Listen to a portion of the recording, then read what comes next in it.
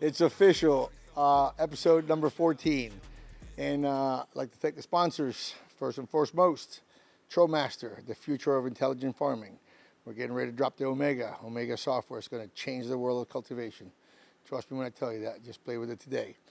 I'd like to thank LED, the leader in lighting in the industry. We're definitely doing some things that never thought I could do with cannabis, and it's definitely changing the spectrum of the lights. It's working. Mango juice. If you're not juicing, you're losing. Last but not least, Mango Tech Store for providing this wonderful space to do a podcast. Mango After Hours. Why I said it Mango After Hours? We close the store, kick everybody out, and then we get a guest. Today we have Sergio Picazo. Welcome, Serge. Alex, thank you so much for having me. It's been an honor to be here with you guys. Right on, right on. You know, I met you a few years ago, and you had this pretty cool thing going on that's called the Connect.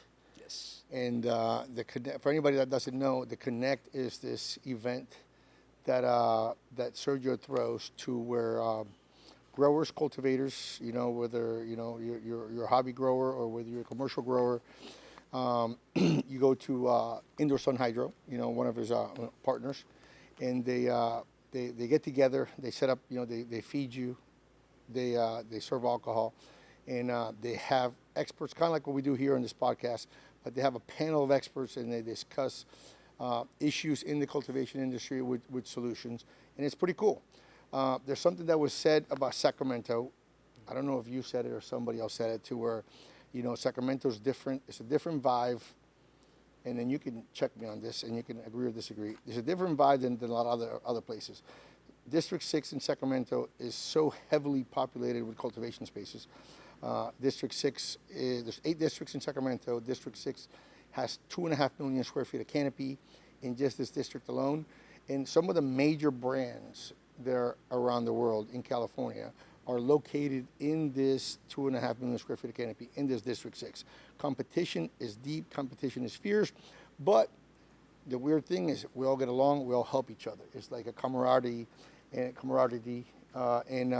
we like to help each other. Obviously, we're all competing against each other, but at the end of the day, we also help each other. You said it perfectly, Alex. I mean, we've been blessed to go all around the world to see farms and see different communities. Sacramento is unique because of the camaraderie. 100% agree with you. And you're right, 2.5 million square feet of indoor canopy in this district alone. So what does that mean? We're going to eventually see each other, whether it's at Indoor Sun Hydro, whether it's at the brewery, Big Sexy, RIP, no longer there, but still, that's where we all gathered. It was right in the smack dab middle of the green zone, right? There's 2 green zones in Sacramento. One's up on the northeast end or northwest end and right here in South Sac. So naturally, you know, we start building relationships. You know, we start talking about challenges. And that's really what happened was we started bumping into each other so often. It's like, yo, how are you dealing with these root aphids? What are you doing to prevent hop slating?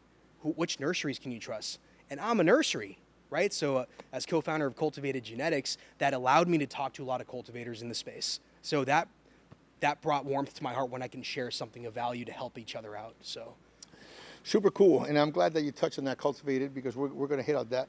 But for anybody that doesn't know who Sergio is, I'm gonna tell you a little bit about Sergio. Sergio Picasso is an entrepreneur, cultivator, and community builder.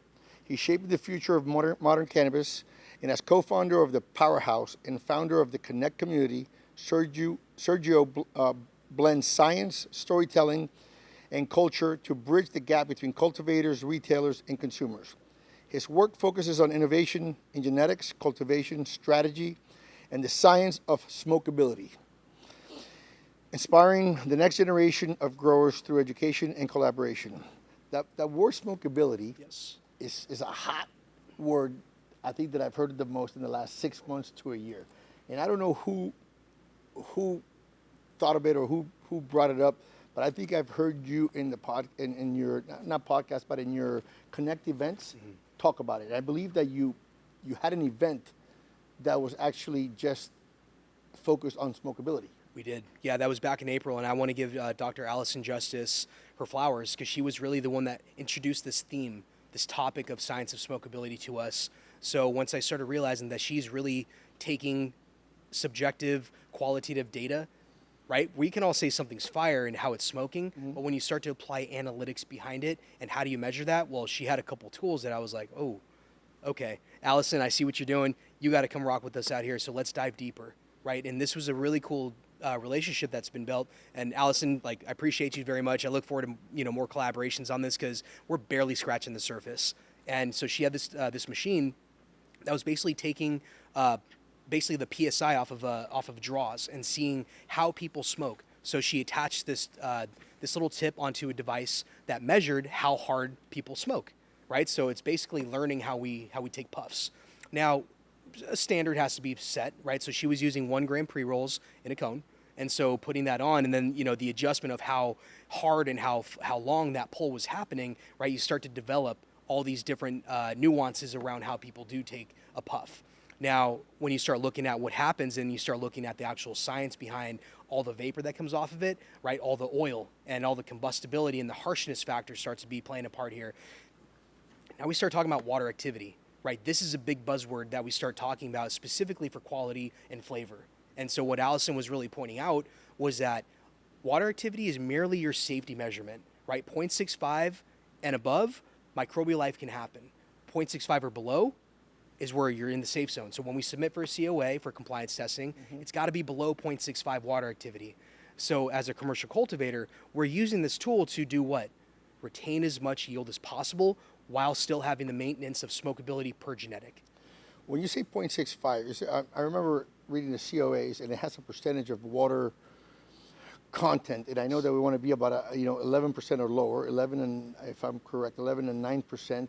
There's such a thing as too dry, and there's such a thing as too wet, obviously, and that affects the potency report. Sure. Because the test subject is heavier, so it's going to test less potent. If it's too dry, it's going to test higher potency because it's got less moisture, because it goes by weight. You're absolutely right. And so this is where you start talking about quality, right? So what happens when weed gets drier? It burns hotter and faster.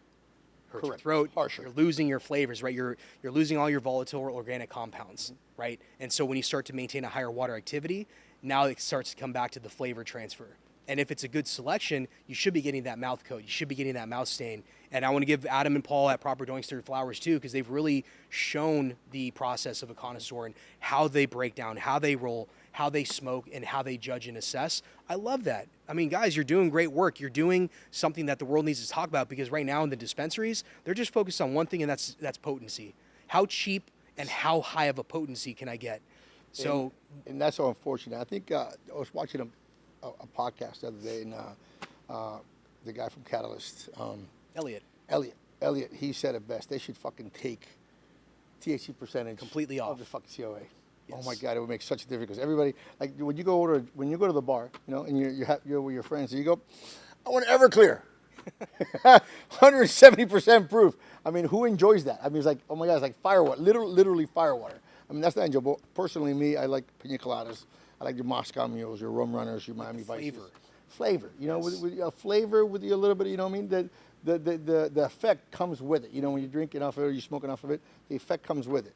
And we all know that the cannabis is different, and something that obviously we all have different palates. Right. There's some people that like the gas. There's some guys that like the earthy. There's some guys that like the fruit.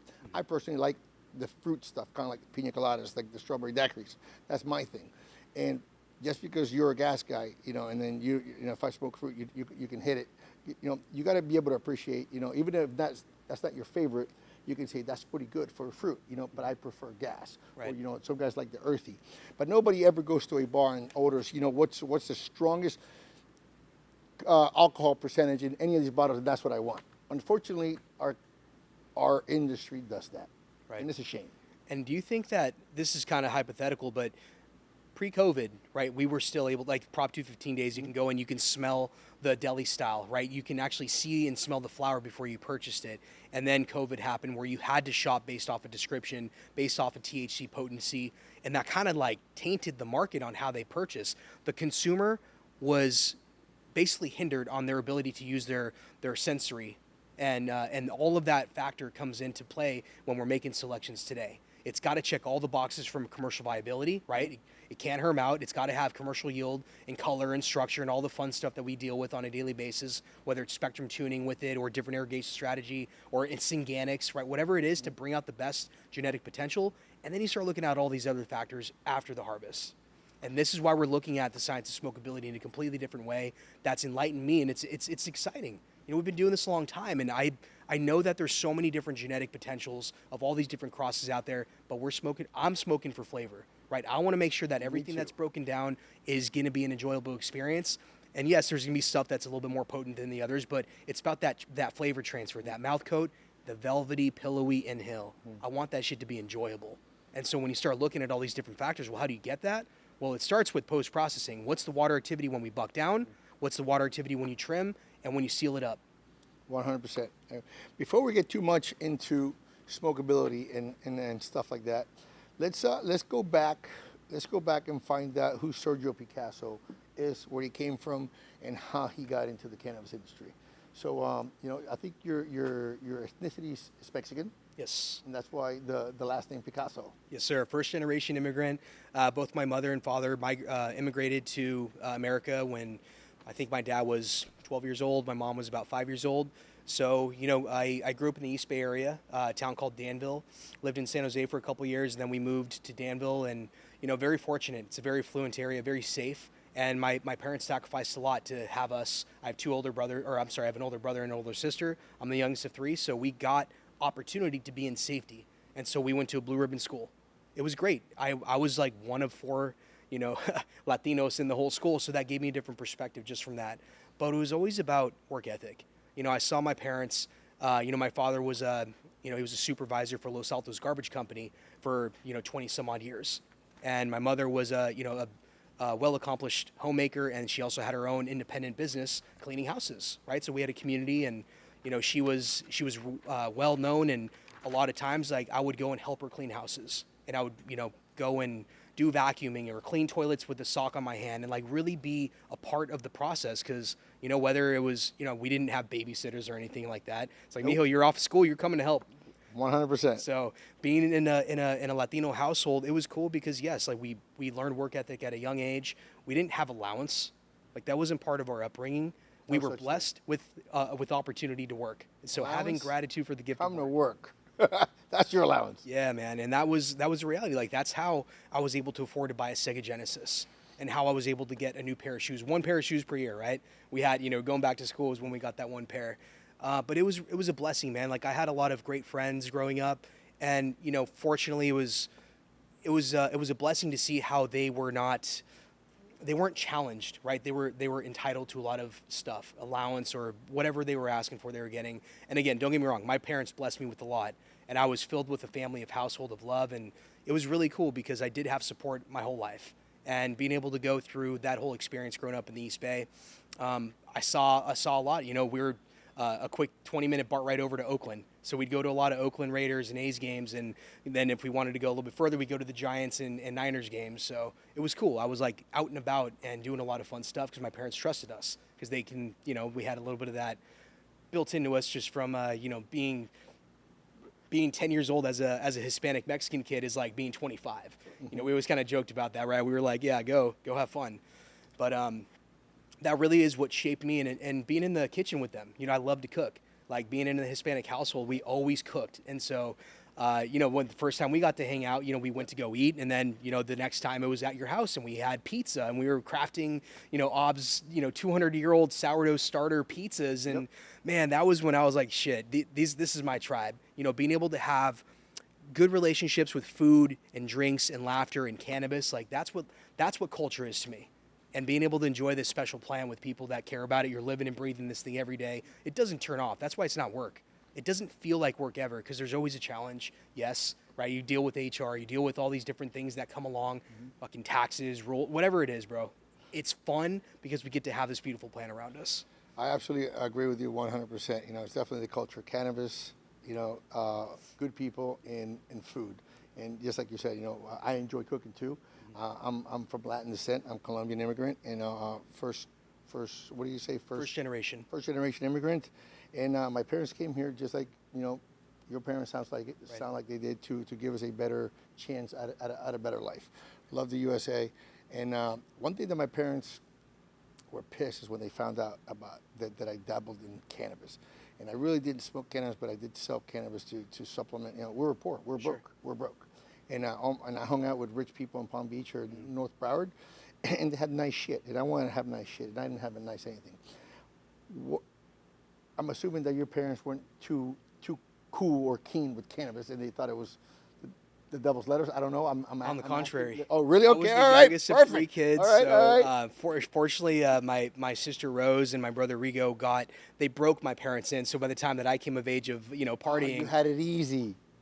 skirted right through. Easy street. It was cool because they definitely had their own experiences with them, but it also built trust with me because it was more of a, all right, mijo, don't be dumb. You can have fun, just make good decisions. Don't go drink in the park. Don't go, smoke pot in front of, a public area.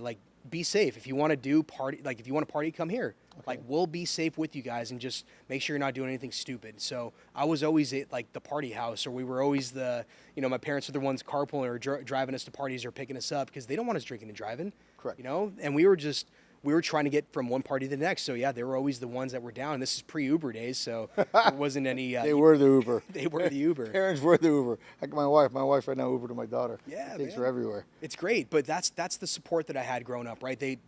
I had their trust until you start doing something dumb, and it's I'm not here to make poor decisions. I want to experience everything and not be sheltered. So they trusted me to go through those experiences, and cannabis was one of them. And I actually had of course, my one of my rich friends, his dad had a club card from Harborside, and I always remember going into his closet and popping open the little Tupperware, and it was always Northern Lights. Oh my goodness, man! When we start talking about nostalgic aromas, that is the one for me. Northern Lights number 5, and it was just always so beautifully aromatic, and I can sense it right now, man. It was beautiful. So that led into seeds, right? Of course, we had some nugs, and we'd break them down. We'd find some seeds every now and then. And so finally, I just popped them in the backyard. And, my dad's ritual was to kind of, go outside and, water the plants in the evening, kind of just to decompress. Mm-hmm. And, Soothing. It was soothing. I always make fun of hand watering, but I catch myself at my house in the evening, nothing to do, walk out front and start fucking grabbing the hose. Yeah. And I soak all the trees, happy trees. And I did it the other day on Instagram on the story. I go, look at it, man goes hand watering. But I would say it's soothing and it's, decompressing, like you say. Mm-hmm. But when you do it as a job, it's different. You know what I'm saying? When you do it as a job, everything's got to be fucking precise to the point. But, 6-second counts, baby. So, but yeah, that's where he saw the plant and he he didn't scold me or anything, but he's like, Mijo, what's going on here? And, I'm like, well, we found this in the flower. He's like, where'd you get the flower? In Mexican, obviously, Spanish. And, Ryan, his dad had some, so we tried it. Well, we can grow this inside. I have a lamp that we could put in your closet. Your dad said that? Okay, well, yeah, let's try it. Your dad said it? So he was the one that helped me set up my first grow in my closet, line the foil, put the foil all inside the closet, got a desk lamp. We had no idea what the hell we were doing, right? So of course the plant, let's say it didn't thrive. Okay. So that was my first experience, growing cannabis. But more so, I was more into I was the plug for the athletes, right? Because I played sports growing up my whole life, whether it was soccer, baseball, wrestling. When I got into high school, I was wrestling captain and football captain. I played middle linebacker, played center, and wrestled at 215s and 185. Okay, so it was cool, man. I love camaraderie. So when you mentioned that about Sacramento, that totally is what's happening right now. That's what the Connect is about, man. We're here to help. Yes, we are all competing to build businesses, but it's together. The real industry hasn't even begun yet. It's an interesting place here in Sacramento. Like I said, I feel kind of blessed that I didn't pick Sacramento; kind of picked me. Sure. When I decided to do the business here, it was like, fuck Sacramento. Okay, I kind of had some roots here because I was growing in Oroville when I got raided, and so I had made some friends here. Sure. And then I knew that I was going to do the Trollmaster thing, and I knew that the airport was 30 minutes away, so people could fly in and fly out, do the thing. But once I got here, I really started seeing the the immense amount of grows that are concentrated in one area. Yeah. It is tremendous, tremendous. And just like you said, you know what? We all go out, we all see each other, we help each other. You know, we're in competition trying to get a brand, you know, recognized and get out there and get into the stores. But at the end of the day, we all share information to try to help, you know, each other. We're all looking for the same thing. We all want to make money, want to support our families. We want to be recognized. And we don't gatekeep much, especially me. I don't gatekeep shit because I'm in the retail industry. So, you know, I want to tell you how to do it so you're successful. And then you come and buy our equipment. Yep. So that's super cool. So going back to the thing, this is so different than my upbringing because my parents were so anti-drugs. And I'm Colombian. My parents were Colombian. My dad was a farmer. He grew cotton, sorghum, peanuts, soy. And I never even really heard about drugs until I came into the U.S. I was young. I was like 9, 10 years old. And then, you know, obviously, like I said, I hung out with a bunch of surfers, and they smoked weed. And I used to, you know, really early on, I used to make fun of them and say, why do you smoke weed? All this kind of stuff. So once, I think I went snowboarding, and I had a roach in my pocket in a Ziploc bag. And I came home, and my parents washed my clothes, and then my dad sat me down, and he pulled the Ziploc bag, and I go, oh, fuck. Game over. Oh, fuck. And then he started telling me, this is disgusting. Obviously, roaches don't smell good. It went through the wash. It was in a Ziploc bag. It smelled gross. Raunchy. And he says, this is disgusting. This smells. And he kind of gave me the whole rundown. And I had to kind of explain to him the whole deal. And it was in ways embarrassing. And it was like, you know, I felt like I let my dad down, you know, and stuff like that. Yeah. But so it's totally different that your parents kind of were cool and embraced it. And he's like, fuck, son, let's bring it inside. Fucking put a light bulb. What kind of light bulb did he use, by the way?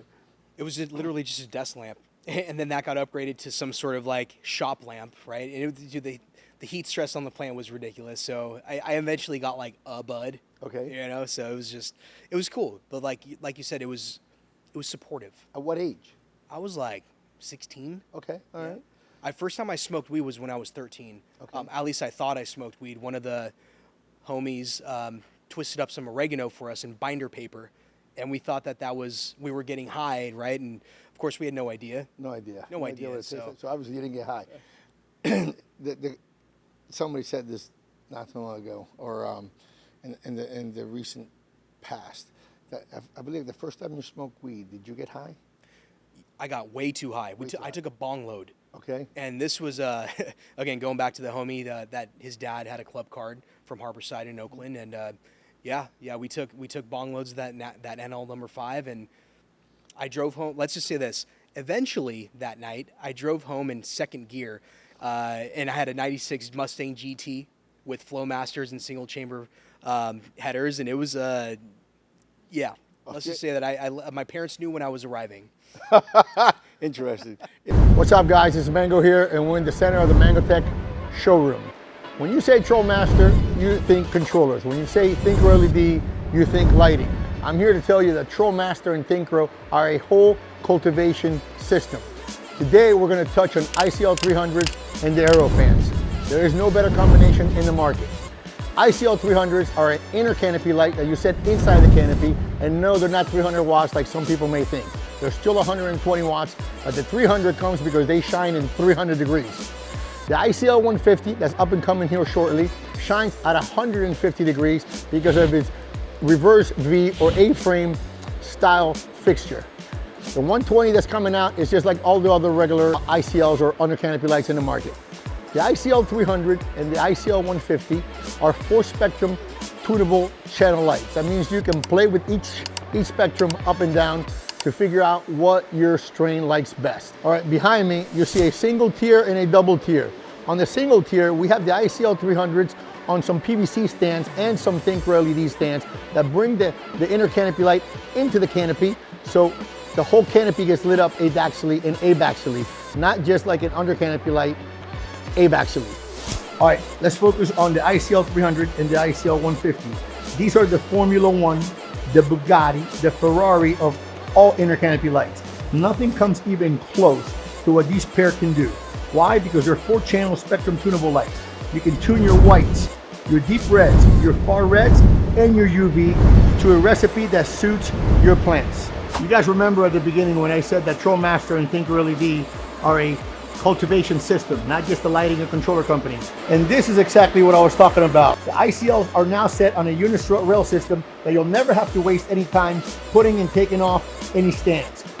The rail will also double as a mount for your new TrolMaster Aero fans to deliver freshly climate-controlled, CO2-enriched air into your canopy.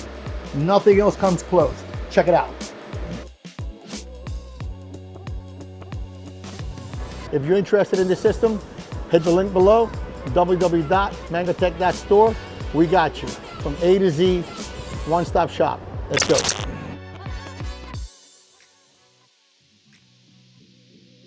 Interesting. All right, so let's fast forward, a little bit, and then what was the transition? You grew outside. Your parents got you to go, try a little bit inside. What happened after that? How did how did it evolve? Yeah, so the evolution of my journey with cannabis was mainly on the procurement side, and again I was the plug for the athletes, and going outside of high school, I did Brazilian Jiu-Jitsu for about 10 years competitively. I was under the Cesar Gracie Academy in Concord, and it was great. We'd go do tournaments all over the place, and I had some friends that we trained with, and still continued on that path. So I had some of the original plugs that I had from back in the day still support me throughout early college days. And let me rephrase that. I went to college at DVC. So Diablo Valley College is a junior college in Concord, and I went specifically to the culinary program.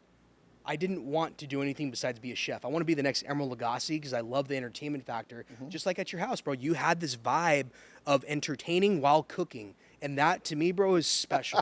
Not a lot of people have that, and that's truly what I grew up with. So I wanted to go to culinary school to be a chef, and this is pre-Food Network days. All we had was Emeril Lagasse and Yan Can Cook on the PBS channel. Right. And so that was embedded into me, and I'm like, man, I love that. They're just, they're having such a good time cooking all this great food. So that was my journey, and I went to DVC for a year and a half. I didn't complete the course because I actually got brought into a new restaurant opening from one of the graduates, and I got firsthand experience of what it was like to open a business and operate a business. Let me tell you, bro, that life was not for me. And it was extremely challenging, and I'm so glad that I went through it because, again, man, like hard work, right? I used to, go and work art and wine festivals as a child for weekends and, wheel trash cans. When you go to the festival, there's those big 96-gallon trash cans that get overfilled. Well, how do you think they get empty during the festival? Somebody comes and wheels them all the way back to the truck, hit the button, hydraulic lift empties it, roll it back out there. So me, my brother, my sister, and all the other, children from the employees were the workers for those events. It was great, man. Made a few $100 on a weekend, Friday, Saturday, Sunday, and it was great. Great money, $300-400 a weekend, and that happened maybe a few times a year. So I learned the value of work ethic, and hauling trash around was it was cool because I got to experience something that a lot of people don't, and being able to take that experience into the kitchen, hard work too, man. Long hours, shitty pay, and just being able to have a passion for something and not lose it, but say, you know what, this is not for me, but I still love to cook. Opening and running a business in the restaurant industry is not for me. So I pivoted quickly. That's incredible because the similarities that we have are crazy, because I also cooked my whole young career. Obviously I went to a private high school that I kind of paid for half my tuition. The other half was subsidized because I was a good soccer player, and in the high school, in the middle school, high school. would accept that, as somewhat payment, but I paid for my schooling. That's cool. So at an early age, I lied about my age to go get a job at McDonald's because my dad says, snap $10. This is the last money that I'm going to give you. So I went to McDonald's and I walked. It was walkable distance. It was like a quarter of a mile, and I started. Right at the time that the biscuits came out. I forget freaking when I was 1984ish, 1984. That's when I was born. Really? Okay. 1984. I would walk down. I would work on Saturday and Sunday mornings. Early because I'd go there like at 5 o'clock in the morning. By 6 o'clock it opens. The biscuits are ready, and then I would be out of there by about 11:30 in the morning, and then I go to the beach. And then I would also work a couple times a week. Then I only lasted there 3 or 4 months. Then I went to an Italian restaurant, And then I ended up going to Ruby Tuesdays, where, I mean, the Italian restaurant, Ruby Tuesdays, I was a salad boy, I was a busboy, I was a dishwasher, whatever needed to be done. Work ethic, like you say, Yes. work ethic. Whatever needed to be done, I would do it. You know, they call you, hey, you want to work? Fuck yeah, you know, I'm broke. Or my parents are broke. They have nothing to give me. What am I gonna do? Sit home and freaking sit on the couch? And it's just that wasn't me. So I did like the cooking. I loved the cooking. Ruby Tuesdays, I did everything. I became a prep cook in the back, but they would never give me a line job. And then I wanted to become a line cook because line cooks got paid pretty decent money. So I quit. I quit there, and I went and got a job at a oceanside resort in North Broward, South Palm Beach.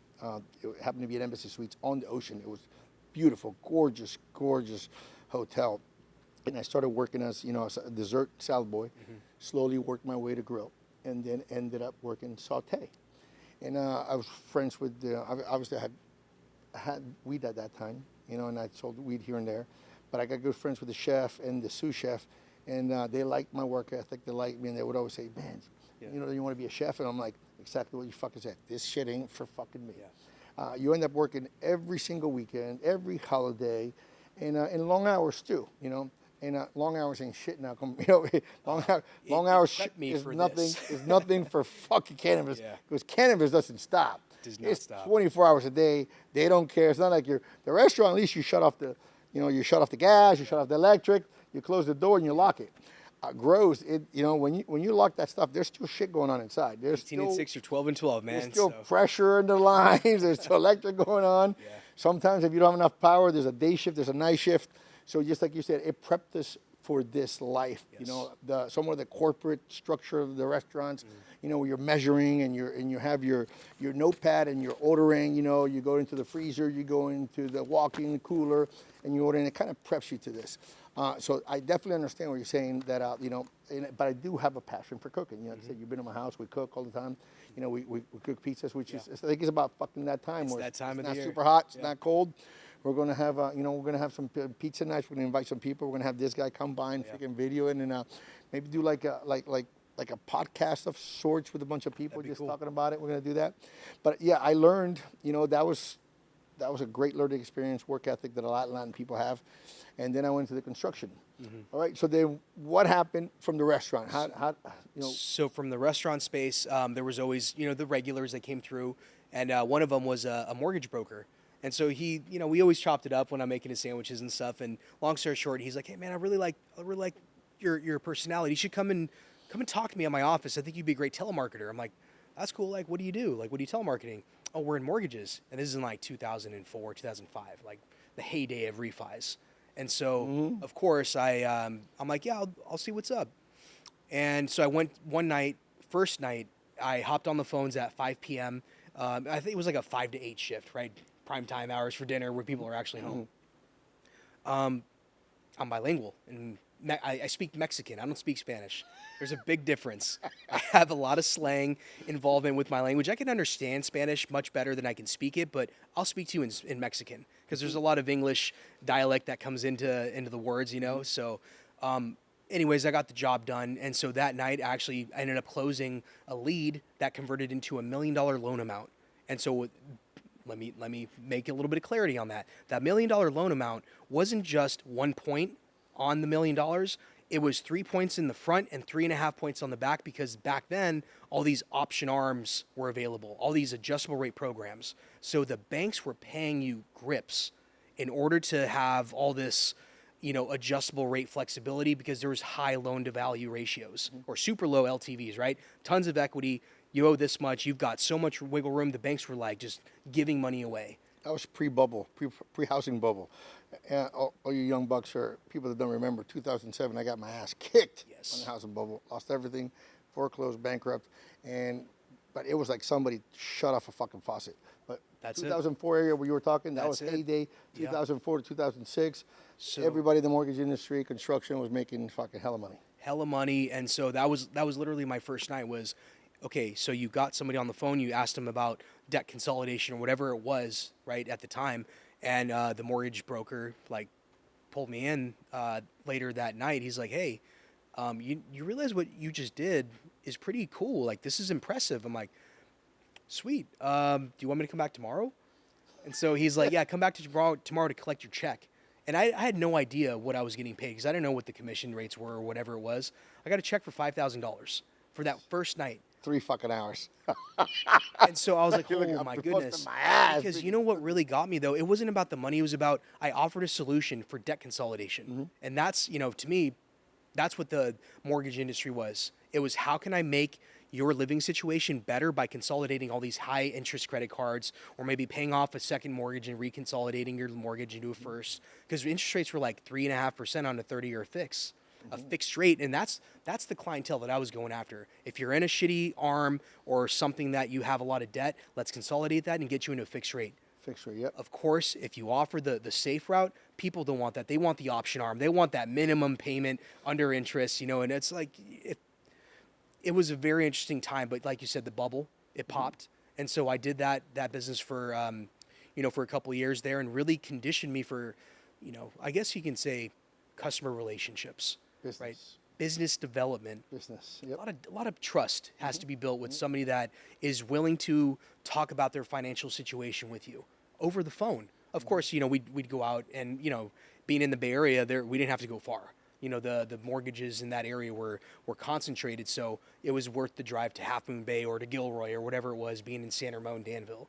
So it was a great experience, but that transitioned me into the commercial truck industry. And the reason I got into that is because my brother went to college. He got an internship for International Harvester Truck and Engine Corporation. So big rigs, diesel trucks. I'm like, hey man, you should come check out this opportunity. It's up in Roseville, California.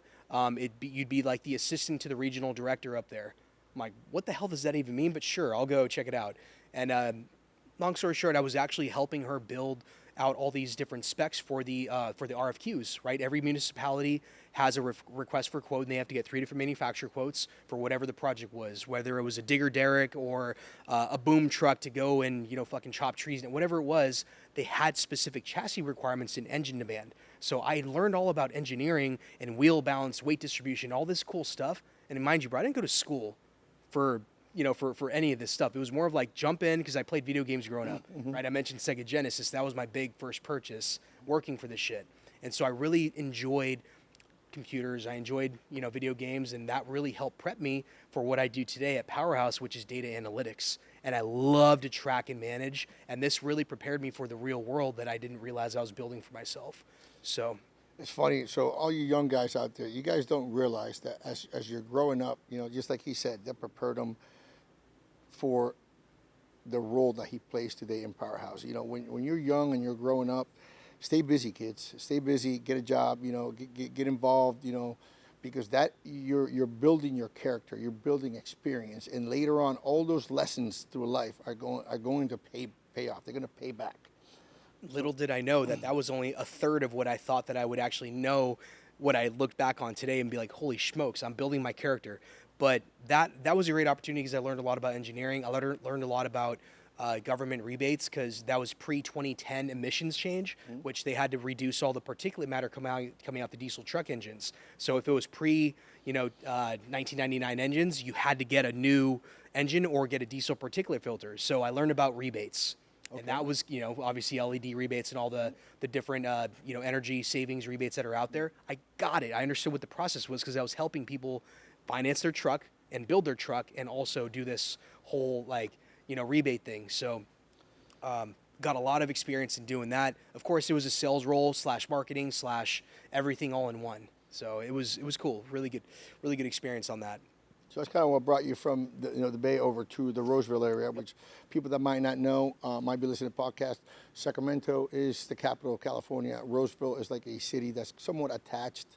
I would say it's roughly, 30 to 40 minutes away from some parts of central Sacramento in the area. So then that's kind of brought you into the Sacramento area to live here. You were living here now? I was living in Natomas for, while I had that job for about a year, and then that office shut down, and I got moved back to the Bay Area to the dealership side of the business. And so there was a 6 dealership chain that brought me on as their marketing inventory supervisor, and I could still do the specs for all the different RFQs. So that was like, it was bitch work, right? These older dudes that were at the dealership, they didn't want to fuck around on a computer and like fill out all these applications. I'm like, dude, that's easy. I'll do it. No problem. So I was a very hybrid role between inventory management, taking pictures of the trucks that were coming off the leasing department to go onto the used truck floor lot and putting all the specs online.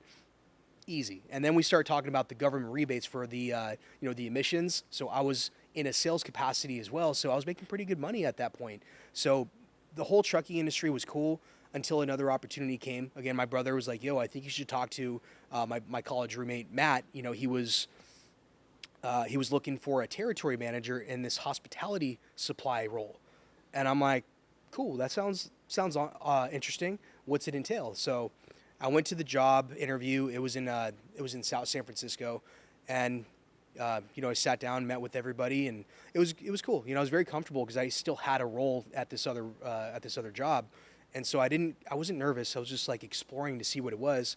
I got the offer. At that point I was 24 years old, and so this is a territory manager role where I'd be managing the whole San Francisco East Bay area. So from San Francisco south to like Hayward, like right around that border. So everything up east, and it was a multi-million-dollar territory that I'd be covering, which I'd be visiting hotels and offering them product solutions, right? This distribution company offered over 80,000 products.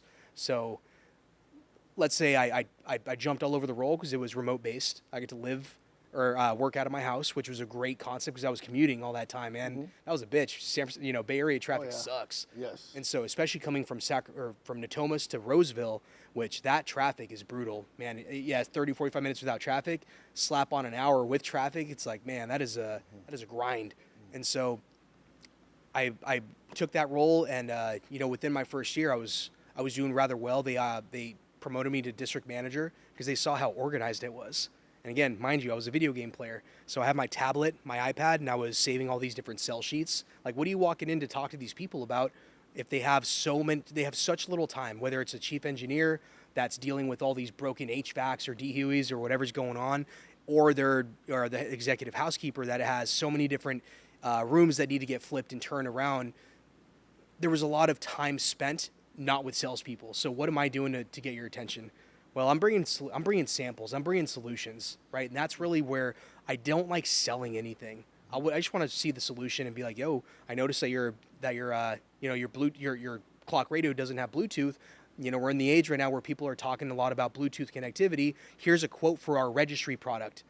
Registry was our Kirkland brand, right? As our house product. And so we had a lot of great products that were underneath this registry product offering. So of course, that helped me manage other people to show them how I was using an iPad just to stay organized. During this whole time, because it seems like you started with cannabis, during this whole time, did you dabble with, I think you said earlier, your procurement with weed and stuff like that? Were you still selling weed on the side? Not so much, man. I'm not gonna lie. I had probably like when I was around like 25-ish, I overconsumed. I was at a Friendsgiving. Somebody had edibles. Oh, shit. And I had way too many edibles, and of course, alcohol was involved. And so I got a really bad trip for like a couple days, didn't want to get high anymore. And we were continuously smoking every day. It was like edibles wake and bake, and then edibles is a different animal, though. Different animal, way overdosed, and of course, like that really gave me some PTSD for a while. So I didn't smoke for a couple years. And then one day, my buddy that I went to school with, we were golfing, and he had a CBD pen. Okay. And he had ADHD. He's like, "Here, do you want to try this?" I'm like, dude, I don't really want to get stoned. Like, it makes me weird. I got paranoid. He's like, "Dude, this is CBD. It doesn't have any psychoactives." Sure, I'll give it a try. And by golly, man, I hit the best round of golf I've ever played. I broke 90, which is not common. That was the first and only time I broke 90. But I understood what he was talking about. I didn't get high. I just felt good and I was focused. I'm like, okay, cool. So that was kind of like my re-entry into cannabis. But again, not growing, not selling, just starting to consume a little bit more frequently at that point.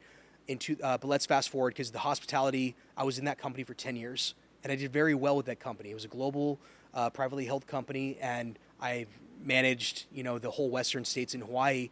And mind you, I was only 24, 25 as I was managing these people that were twice my age that didn't really know technology too much. Of course, that's not a blanket statement, but there was quite a few that had tenure that didn't necessarily feel comfortable with somebody coming in younger than them and telling them how to organize their day.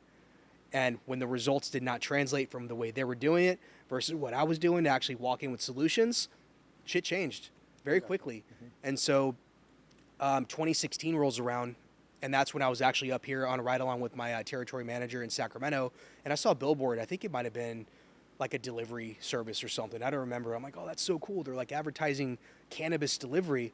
And my rep was like, you know, it's, I probably shouldn't be telling you this, but my husband's in the cannabis industry. No way. That's fucking awesome. I'd love to meet him. I'm interested. And so that led to an introduction. And that was my first opportunity to invest into a cannabis business as like a hybrid role again, right? I saw the farm. They were running deep water culture, vertical LED bars. And it was a spaceship, man. Like I've never seen anything like this. It makes sense now why the place that I went to that you had sell clones was Deepwater Culture. Yes. Because, you know, I got you. Because that's what you were used to. That's how you did it. That's how we did it. Okay. That was what I knew. Okay. Right? So I didn't know anything else besides deep water culture. I'm like, this is a rocket ship. There's science involved here, like it's measurements. And so, you know, shout out to the crew. You know, that was the Prop 215 nursery, and there was a whole plan to transition into 64 space. Unfortunately, that plan didn't work out. It was an expensive lesson, but I also learned a lot from that. I saw what, you know, just business management or lack of business management before you go into something is my expensive experience. And so that prepared me for Cultivated because I saw what we could do or what we had potential for. And so, And Cultivated is the clone company that you guys had here in Sacramento, correct? so the first business was called NorCal Platinum. Okay. And so NorCal Platinum had a medical license, and we were, you know, actually shout out to Kevin Jodry. We were sourcing genetics from Kevin up at Wonderland, so we had some killer gear, and we were also having, you know, some other sources as well. But you know, Kevin always had very hospitable approach to us, and you know, it was cool, right? Again, camaraderie in this industry is rare until you start meeting the right groups in the right circles. So, you know, so I had a very small role in that operation, but I saw it, I learned a lot. You know, I'm a marketer. I love to show solutions. I love to, you know, create and design and do stuff. So that's kind of what I contributed to that. But let's fast forward, you know, Prop 64 hits, that business closes, and I say, well, what the hell? Like, I want to do something. And so, you know, I asked a few of the partners that were at that first business, hey guys, I'm thinking about, you know, investing and building out something. Would you guys want to operate it with me? And so, of course, yeah, let's do this. So I went all in.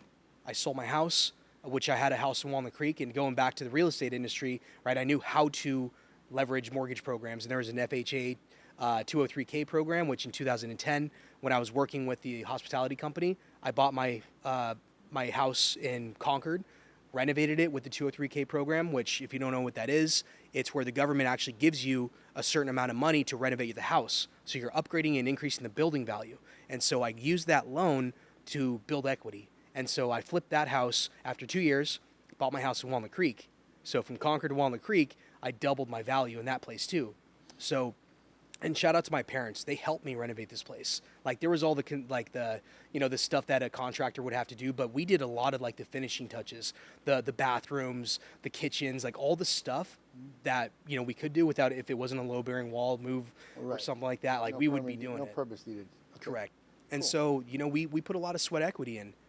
I'm like my mom and dad, like practically they came to live in the detached garage for parts of the time when we were doing renovations. So I was just like, man, so blessed to have this kind of support, you know?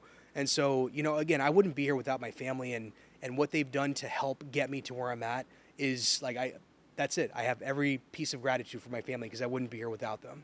So that opportunity of flipping that house, I knew that I had equity. I'm like, I see what this build out could cost. Of course, you know, the pro forma never is what it is in reality. So Never. I said, fuck it, I'm going all in. Sold the house, sold the car, liquidated my 401k, and that was it. That was the start of Cultivated. Took about a year to build out, and you know, I learned a lot about that. Obviously, building a pro forma and trying to figure out all of the nuances from the building department, from the city application, from doing everything from soup to nuts, from scratch. Mind you, you can't just go onto YouTube and figure this shit out. No. This does not exist. No. So trying to learn and figure it out on my own is what I had to do, right? Like that's what I brought to the company, right? What year was that? This was in 2018. Okay. So 2018, 2019. Right we're when building out. legalization started. Pretty much, like I said, Prop 64. Yep. Okay. Exactly. So that build out took some time. Man, let's just say that there definitely was some build out challenges, a lot of delays. Of course, like the ADA parking spot was around the corner from my building, but I got slapped with, hey, you don't have the egress from the ADA parking stall to your front door. I'm like, but we don't have anybody coming in from the public. Like, this is a private. Doesn't matter. Doesn't matter. Doesn't matter. 3-month delay just from that. Doesn't matter. I spent $150,000 in redoing two swales and 2 sidewalks and a sidewalk access to the door. Just because when you're doing a renovation, it exceeds a certain percentage. You got to do the ADA compliance upgrades. Yep. Yep. That's it. And it's freaking brutal. So that was is that the build out that I seen that I went and visited you and I got clones a couple times? Yep, that's it. So that was operating in 2018. So we started the build out in 2018, 2019. The build out was done around mid 2019. Okay. And so our first batch of plants, and shout out to Node Labs, because that's where I truly saw the tissue culture aspect. And back then in 2017, I saw Kevin Jodry talking about TC.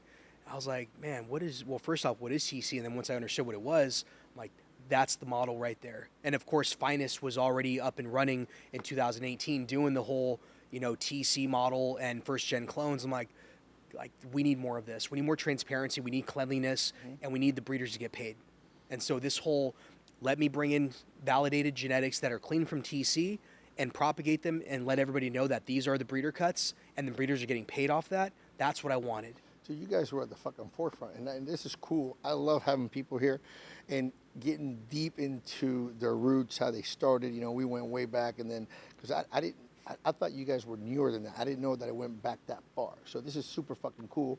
You're actually ahead of a lot of, ahead of everybody, ahead of the time per se. You saw it. Interesting. Yeah. Cool. And then shout out to Felipe at Node Labs. I think we're going to do a little collab, but just signed a contract. We'll see how that goes. And a little pheno hunting at the facility. Hell yeah. So shout out to Felipe and the wife. Big shout out to the Node and Compound team. Nothing but love for them. I was blessed to have an opportunity to work with Node and Compound for about a year there, and it was cool because being a nursery partner, there's a lot of risk involved when a TC lab is giving a nursery genetics. Is that nursery actually going to pay the royalties that they committed to? Right. Okay. So I was very transparent. I'm always transparent. That's why it's like, prepping for this discussion. It's like, is there anything you don't want to talk about? Nah, man. Like I'm an open book. Like I had a wonderful experience understanding the global marketplace with genetics and honestly changing my perspective around genetics, which is great. So from operating Cultivated and having that strong relationship with Node, it really showed me a lot about business management and development, and it's a very high caliber company. So that's really cool. I can't wait to see what you guys are going to hunt together and pull some great stuff out of there, man. But phenomenal bank. Yep. We're gonna do some, like I said, we're gonna do some pheno hunting for them. We'll see what transpires out of it. I'm excited to see what's gonna come to the table. For sure. And we're gonna run it, and hopefully we get some winners. I'd love to be able to get a super winner. Yeah. So then, what happened to Cultivated? I know that I think there was you were speaking earlier or before that I talked about the lease was gonna come out, and you guys decided on not going forward. What happened? I don't know if you want to touch. Yeah. So Cultivated, we started selling. Well, mid 2019, we got our first batch of plants in, and unfortunately, pathogen pressures real in deep water culture, Fusarium. Damn. So that set us back about 6 months, and so our first actual clone sale occurred on Christmas Eve. So we were actually propagating, and I have a picture that Josh is going to throw up on this of me and my dad taking our first cuts at Cultivated on Christmas Eve, and that was a special moment for me because even Dad came to make cuts. Oh man, there's a lot. My mom and dad were my first official employees at Cultivated. They're both retired, and they again support. They were always there. They just wanted to come and help. They wanted to be around and see how they can participate to help. And see their kids flourish. One of the things, like I said, my parents were super anti-drugs, even though they're from Colombia. They never dabbled in any of that shit, and funny because when I first got to America, they used to say, hey, cocaine, weed, this and that, and I was like, do you live in a hut? Anyway, My dad was horticultural engineer. You know, he went to Europe. You know, he's in Colombia, but he went to Europe, got his degree in agronomy. He was an agronomist, and my dad died, and he never got to see this part of me. And fuck, man, you're telling me about your dad, that he was helping you. I can only wish that my dad would be here to be able to assist me, because that was his career. You know, I never knew I was going to end up here. You know, but that's what he chose. You know, he was an agronomist. He was working with the plants, soil, and all that kind of stuff. So for me to end where that was his life, it would be interesting. It would be great to have him here, seeing my successes. And he probably, my dad would probably be. He was like me. His work ethic would want to work. My dad would probably be at the grow right now, working for free. He'd be proud. Yeah, he'd be working for free. I had to force them to take a paycheck and to get onboarded and fill out their W-9. So this was the thing. Like in all reality, like, yes, we had to scale up. We had to hire more employees. So I'm like, look, they're gonna get paid. I need you to get paid too. And they insisted on not. I'm like, nope, this is it. Like, you either get paid or you can't work here. You can work here. Yes, Yeah. you had to So- do it. But that's so cool that they wanted to help you so much and so bad, because they wanted to see you succeed. Yes. Plus, yeah, I'm sure they enjoyed it. Oh, for sure. It was a great They're working with a time. kid. Bro, it was really special because, again, like, as an adult, you see your parents in a different light. You have a different relationship with them as an adult. 100%. And so they are fucking cool. Like, my mom and dad are badass. I love seeing them. They're always at the Connect. They're always, like, if I need them to come and help to prune or do something at the grow, like, early on, we had to scale up a little bit, they were down. And it didn't matter because, like, we always had a good time just being around each other and being around this plant. Like, that's the beautiful thing, is just, yes, this is hard work. Cultivation is grunt work. It's hard work. Don't get it twisted. There's a lot of things that happen throughout the grow that are stressful, but at the same time, like, having gratitude for the gift of work with this beautiful plant, man, if you don't know what fucking picking up trash is, or, slaving over a hot grill for shitty pay with toxic people that are on drugs and have just messed up lives around you, Restaurant industry. man. Yeah. So that's why I'm the custodian, man. I come from humble beginnings, and I'm not afraid to pick the broom up. Funny that you say that word, the custodian. Sergio Picazo, the custodian. And that you've always used that word to describe you. How did that come about? The custodian of genetics.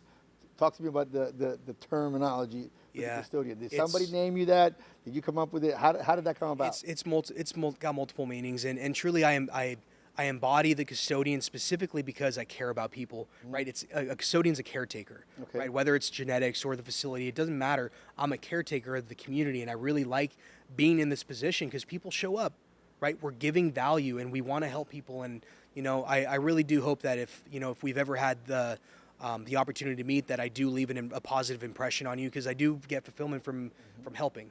And so just being in a scenario where we have so much room for growth, we're barely scratching the surface in this industry, and I haven't barely even talked about, I haven't even mentioned Powrhouse yet. Like, that's a whole separate chapter. We'll get there. And by everything that's been coming through, I just realized that my journey is about helping people. So the custodian of what I've really embodied, yes, I'm not afraid to pick up the broom and clean, because that's where I come from, and that's what I'm going to do to get the shit done.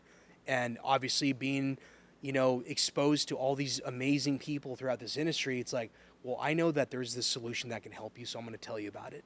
And I've never been a gatekeeper, especially being in the genetic space. I want to see people succeed. I want to see you win, right? If you get these clones, like, I want to see you win. I want to tell you about the pest pressure that we were just dealing with. So here's what we did to treat this, so don't fuck it up. You're right. Make sure that you're responsible and you have your intake protocol as well. So we started at the beginning. You gave us a whole rundown of how you started with the plant. You kind of veered away from a little bit, into the somewhat, I guess, cooking and corporate world, and then you got brought back into the cannabis community, and then you started this thing. It's called Cultivated. We procured genetics, and you sold them, and then you guys shut that down, and then the Connect. I think you were doing the Connect with Cultivated somewhat at the same time, right? Yeah, the Connect. We started meeting up at the brewery, Big Sexy, which was just right around the corner from our facility, and Ryan and Ed and Justin from Icanic, we'd go grab beers there, and a couple other people would show up, and then Cool guys. really cool. I mean, The guys from Icanic. we've got homies around here, Cool dude. Yeah, we've really built some strong relationships over the years, and that's literally how the Connect really started, was just, grabbing some beers, and they were very cannabis friendly at Big Sexy. So that eventually turned into like, hey, let's do this. Let's meet up once a month. And then more people started coming. It's like, hey, I heard you guys are having that. Came about. Yeah, we're just chopping it up there. And, eventually, like, we were sitting at one end of the bar talking about something. And then the bartender, Brandon, was like, hey, dude, like, the growers on that side of the bar want to join your conversation, but they can't hear you. There's a microphone over here. Do you mind, like, just talking into that? No fucking way. This is so cool. Because I went to the big brewery, and it was a summer day. I think it was already started, obviously. Yeah. But it was hot as shit in this place. But I said, this is fucking cool. This is cool because, once again, people, there's 2.5 million square feet of canopy in this district. There's a lot of cultivation spaces. That means there's a lot of workers. There's a lot of employees that work with the plant. And after work, they want to go have a beer or whatever, and then, chit-chat, and this is exactly what happened. So this is how the Connect came about. Camaraderie, people going after work, having a beer, talking to each other, telling them how their day went, what the issue, how did you overcome it?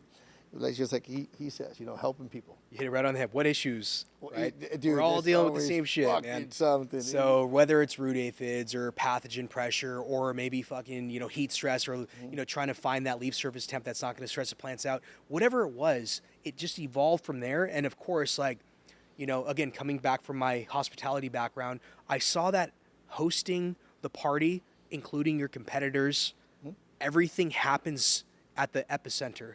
And that's what I wanted to recreate. I saw that in this industry because there was a lot of gatekeeping. I'm like, man, fuck that. That just means you're insecure. If you don't want to share knowledge that you've gone through, like, I'm here to help.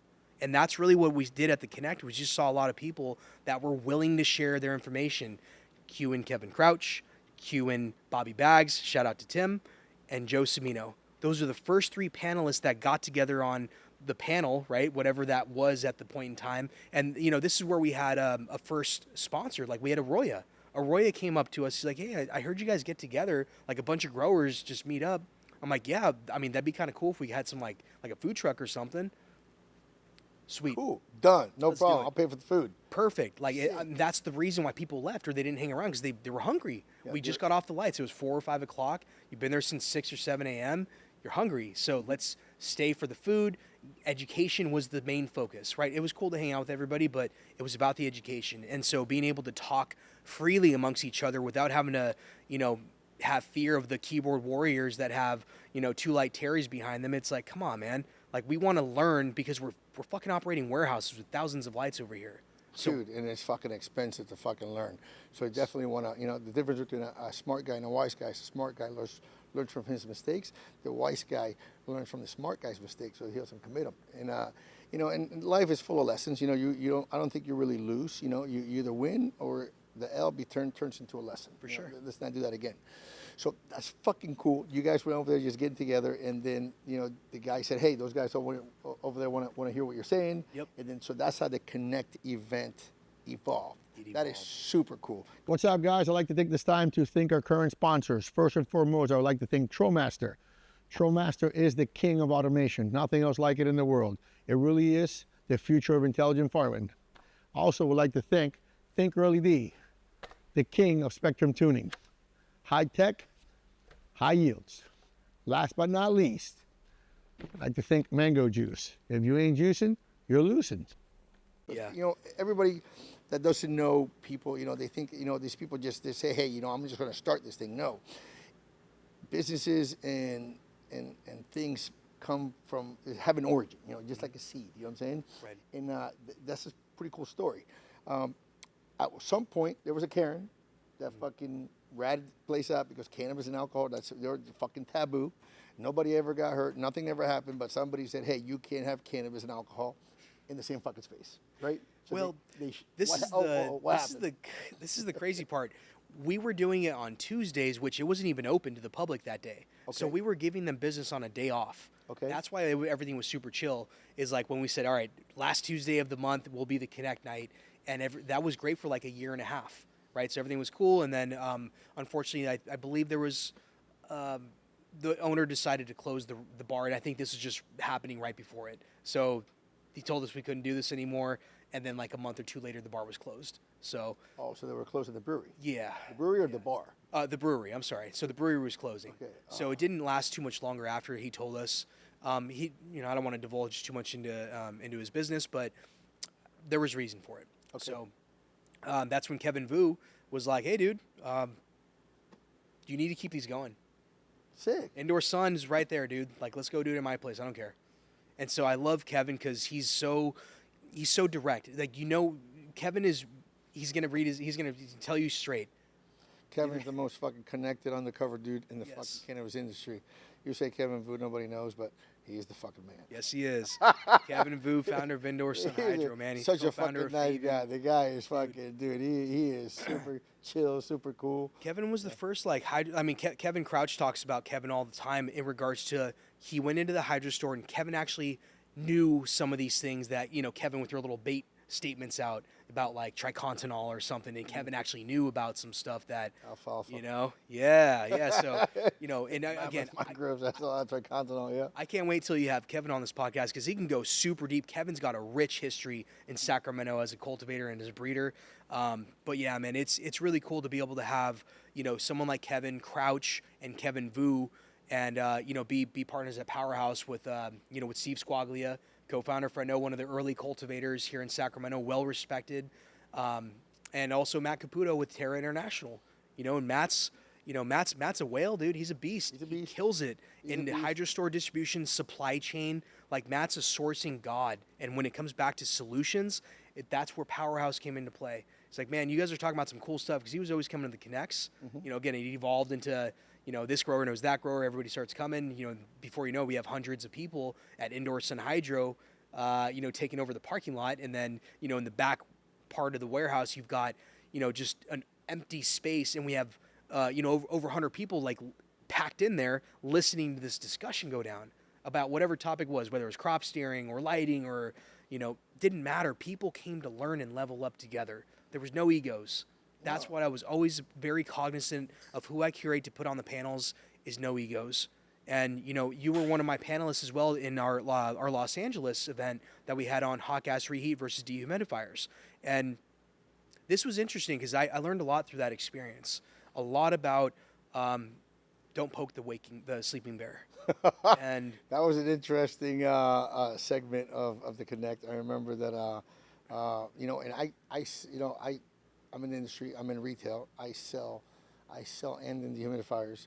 Obviously I've used Quest dehumidifiers, but everything evolves. Yes. Everything evolves and it gets better. And then reheat came about through Instagram through this one old dude, Steve. Steve is a little grouchy. We go back at it back and forth, but he's the one that popularized. I'll give you credit, Steve. You popularized. You didn't invent it, and you said that before, but you popularized the reheat thing into the Instagram world in a way, and it was interesting. That being said, I'm pretty mechanical. I'm a general contractor. I realized that there was a lot of energy being used to make reheat work with electric. I just knew that there was, you were there. Kind of like with extraction back in the day when you're blowing butane. I just knew that there was a kind of like I said when we started extracting, butane. This guy turned me on to the butane, and it's like, freaking, you waste all the butane. It's expensive. It's like, nah, you know what? Tell me when there's some kind of equipment that reclaim, and I had no idea that could be done. Reclaim the gas, because that's you're just fucking wasting money for this little fucking tiny thing. Go through all that now. It's kind of the same thing with reheat. I just, I'm a general contractor. I'm not an HVAC contractor, but I just knew that there was something missing about that. So obviously, I wish I would have known now what I didn't know then. Sure. Because I would have done a lot of things differently. But once again, everything evolves. You learn, and I met this gentleman through Instagram. Instagram's a great source of information. You want to find something out. I got a pretty decent following page, and I want to find out about stuff. So I put a post that I wanted to find out about reheat.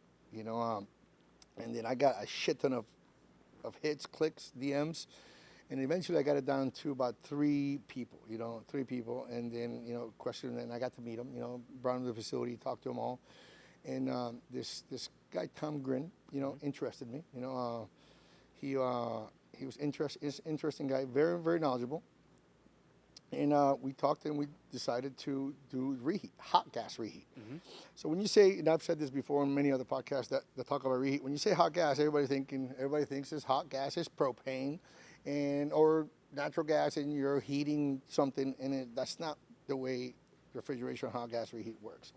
And when you explain it to people, it kind of makes fucking sense, and they go, "Holy fuck, this is genius!" But reheat's been around for fucking years, just about as long as Since the 70s. yeah, just about almost as long as fucking AC, like Mr. Carrier got invented.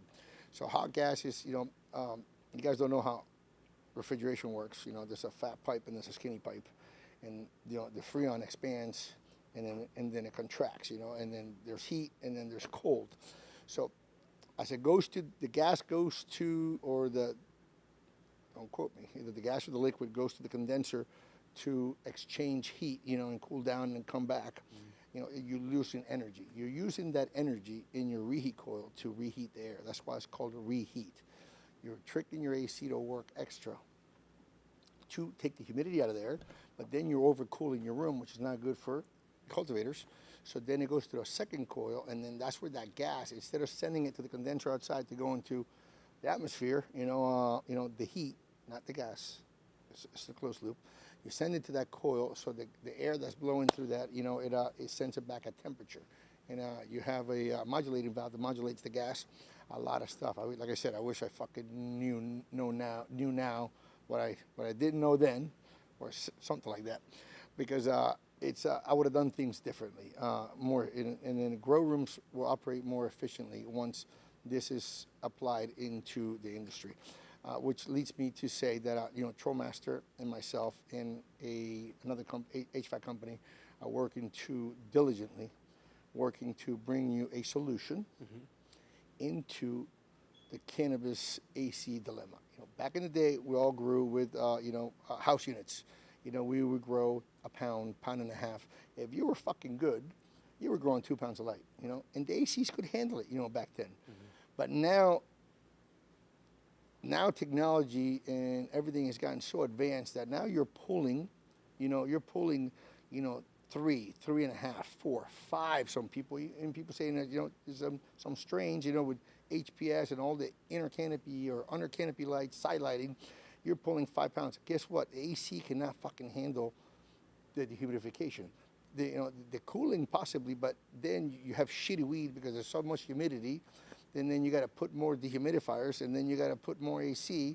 And the colder the AC and the environment is, then you need more dehumidifiers, and then that makes heat. So then guess what? You need more fucking cooling. So you're chasing your tail. And when you're building these spaces that are double tiered, there's only so much space above that you can have this equipment. Before you have structural engineers for weight and stuff like that, and it just can't handle it. So reheat is the future.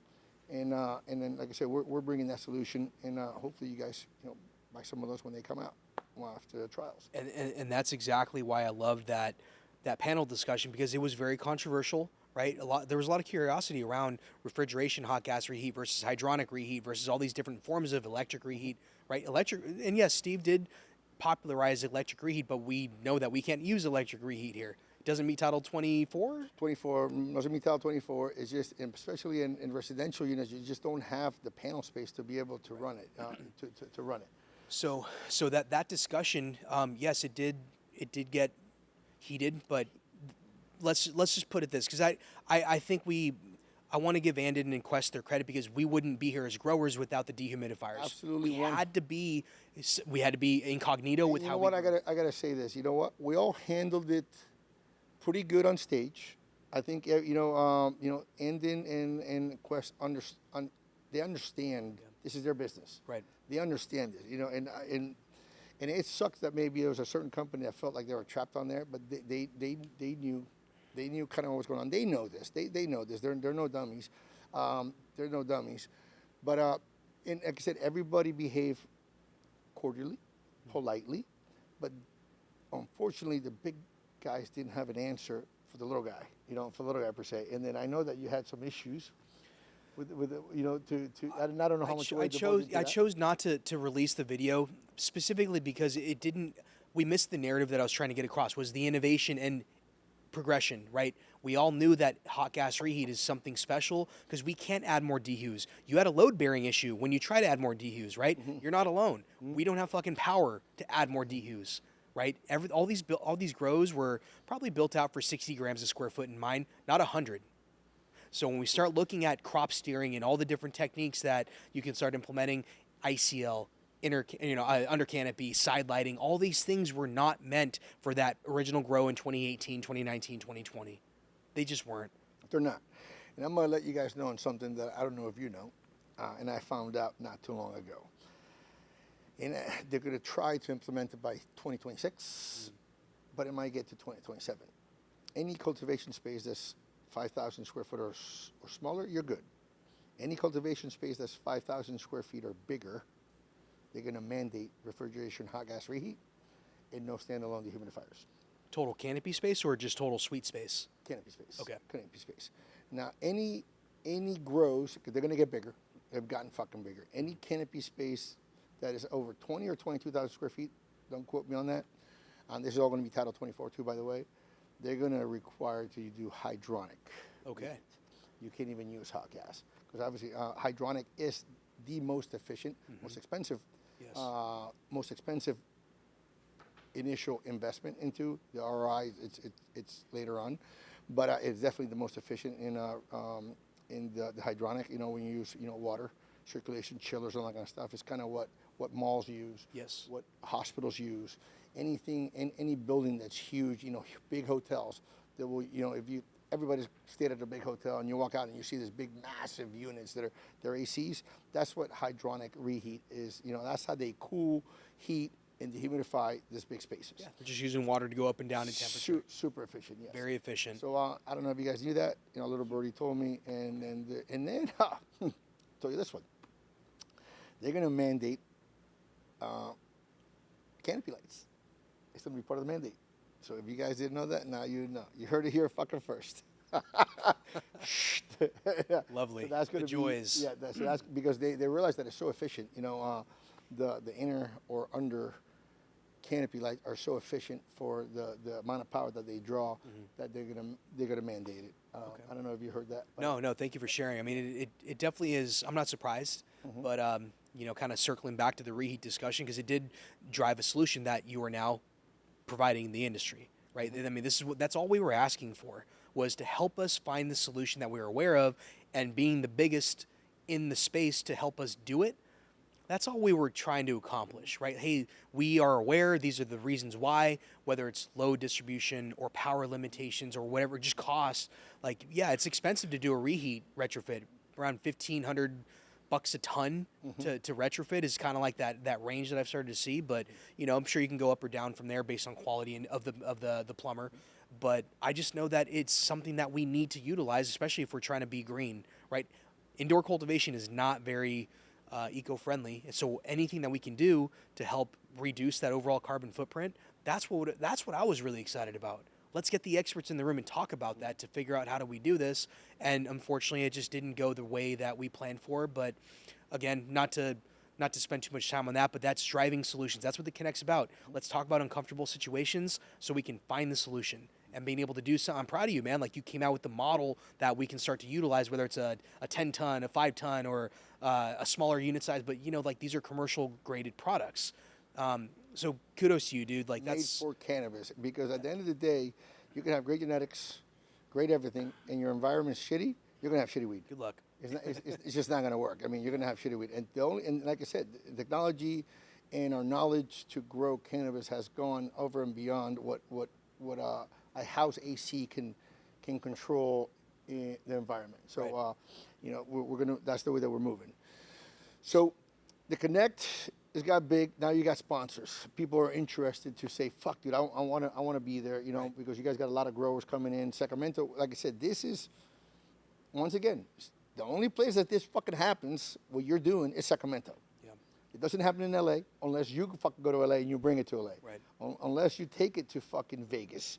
Unless you take it to fucking cannabis in Spanibus. Spanibus, or the fucking term once again. You guys had a panel. Yeah. Had a beautiful lounge, smoking lounge. That place was super dope. That place was like amazing, and you had some heavy hitters. Yeah. You had some heavy tribe. You had some heavy hitters on the panel, and then that's where a lot of the things that you were talking about earlier, the smokeability. Yeah. You know, guys that they roll the different size of the tips because it lets more air in, less air in. You know, they were talking about why a straight joint's better than a cone. You know, stuff like that. So you're the one you're an innovator in that you bring this show on the road, to connect to different states too. You even went to Michigan. All over the place. And I want to throw a shout out to our core, tier 1 sponsors, Kayakor, Hygrozyme, United Nutrients, Faven, CCI Black Book's one of our sponsors as well. Big love to Jack. He had a great episode on here. Jack's funny as shit. It's just, we couldn't, it's very difficult to plan when you don't have a budget.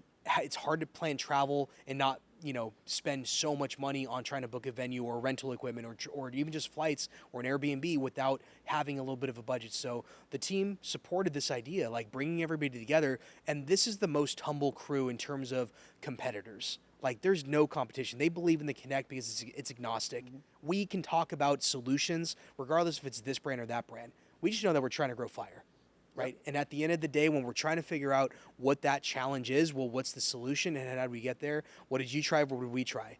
Q and Powrhouse, right? This is the R&D facility that we all dreamt about having. Again, going back to Matt Caputo, he was like, dude, whenever you guys talk about these really high tech solutions or like what you're doing with crop steering or environmental, whatever it was, man, I wish you guys had an R&D facility. So remember I said that when I get to Powrhouse, because I want to circle back with Connect. And, this thing wouldn't be where it's at without, Anthony Jones, our producer, a.k.a. the historian, who's come and helped you with some events as well for media and all that stuff. I've seen Anthony level up from the early Connect days at Big Sexy. He was always sitting in the front row with his camera on his little tripod, just recording the conversations. And I'm like, who is this guy? He's coming in here and recording. So that's how you met. And he was asking questions. We open up for Q&A. A lot of people are shy about asking questions. Every single time, Anthony had a question. A very good question, too, and it got the panelists engaged even further. So, let's fast forward. Anthony, producer, he's got awesome skill sets, not only behind the camera and editing, but in the garden. He goes by Mr. T at Powrhouse. So he's the guy that does the inoculations and all the foliar sprays for the Synganics recipe. And then we have Gina Marks. She's with Friendo. She does all the BA activations and brand manager type of stuff too with Steve.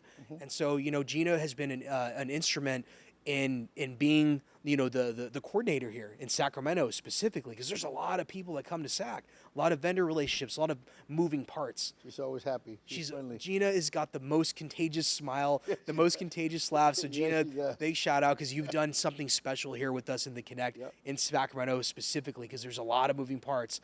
And yeah, when we go on the road, we don't have large turnouts like we do here, but people show up. Michigan showed up. That was incredible. Shout out to Danny and Vince over at the Hydro Depot there in Warren, Michigan, because that really felt like Sacramento. Some fucking heavy hitters in that panel. You had Chocolate, you had Mint Master, the other guys I believe Grown. Yeah, Seth from Growing Pains. Yeah, you had a great panel. You guys always do. Like I said, I have my own little thing going on here, and then you guys been doing it a little bit longer than I have, and then I kind of look what you guys do and see kind of what hit, and I try to emulate or emulate that. So maybe I can have somewhat of the same success. So it's fucking super cool to hear the whole, evolution, the story, the beginning, how fucking the Connect started. Just a bunch of dudes after work, go and have a couple of beers, talking about, what happened today, fucking what happened to you, what happened to you, fuck, we had aphids, or we had PM, we had a flood. And then what are the buyers buying? What are they asking for? What's the hottest strain? What are you using for foliar? What are you using for IPM? And that's how the Connect started. And once again, I keep stressing this. There's nothing like this in LA. There's nothing like this in any other fucking state. There's nothing like this in other country. I forget who said it. Could have been you. That Sacramento is very competitive, but they help each other. I wish I remember who was the one that said that. It was Tim. Was it Tim? Mm-hmm. But Bobby Baggs. Tim, Bobby Baggs. Okay, and he's if he was the one that said it, and someone is I think he might have been the one that said it. It's very weird, cool, I don't know what you want to call it, but it's definitely interesting. It's very interesting spot, you know. very that, interesting. That everybody here just cultivates super. Dudes, we got some of the heavy hitters, some of the heaviest hitters in the world that cultivate in this space. You know, we have Connected, we have Blueprint. You know, we have Bags. You know, we have Preferred.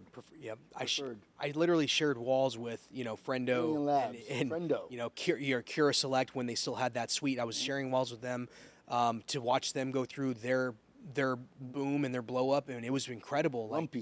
Lumpy's is around the corner, man. All the fucking big brands that you guys see and love and go purchase and support, they're all in this fucking little area. Cam, Delighted. I mean, Delighted, everybody too, was yes, just, exactly. You know what I'm we're saying? all in this area. And so, I met Kevin Crouch before, Delighted was even built, but we met at trying to strategize genetics for their farm because, right, they needed genetics to open up the farm. 1,400 light double stack, you got to start planting pretty early.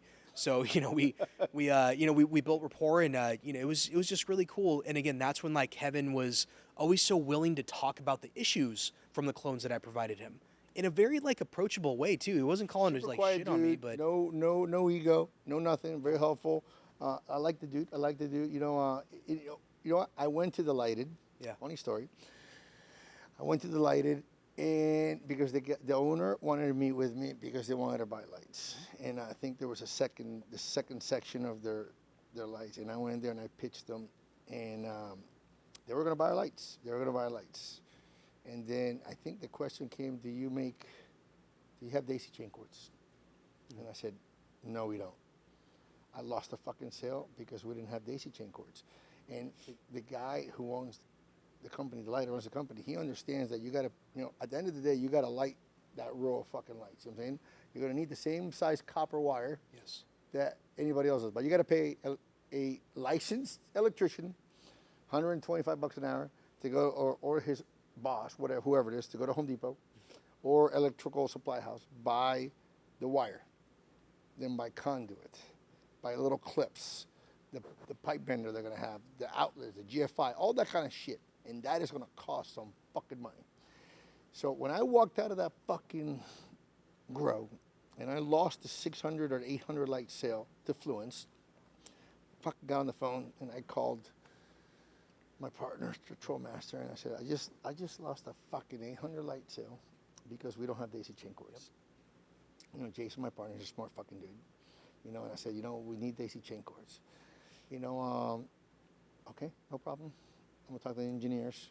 And it takes us a fucking while, but we eventually developed 3 different size daisy chain cords, the 10 gauge, the 12 gauge, and even 14 gauge that's for home use, which doesn't get sold much. But we also ETL listed them. So we bought every fucking cord that was out there. We cut them, we opened them up and see what they were doing, and we corrected there were some issues, and we learned from that. Like I said, that wasn't a loss. That was a lesson. sure. When I walked out of that. But anyway, I checked out Delighted. I checked out the whole thing. I met Kevin. That was the first time. Very nice guy. I checked out the rooms. I seen the interesting dripping system that they had. That was on a cable and it dripped on top. And I'm blessed that somehow, because of Instagram, I hate to say it, Instagram got opened a million doors for me to go in, and I'm a construction guy. I've seen fucking tons of weed, but I like to see how people overcame a challenge. Their intuition, their mechanical skills, how they build stuff. So that was a pretty cool thing that when I went to Delighted. Like I said, I lost the sale, but I guess it was a lesson. Yeah. And then now we have fucking some of the baddest ETL listed daisy chain cords on the market, and I'm not going to lose a sale to that anymore. So that was pretty cool. Okay, so then once again, Yeah. killer brands here, and then now we get to Powrhouse. So you started the Connect community, and I forget the gentleman that said, it'd be really cool if you had a So Matt Caputo was like, hey man, Matt Terra from United Nutrients. yep, founder of United Nutrients. Which he's like I said, he's a heavy hitter.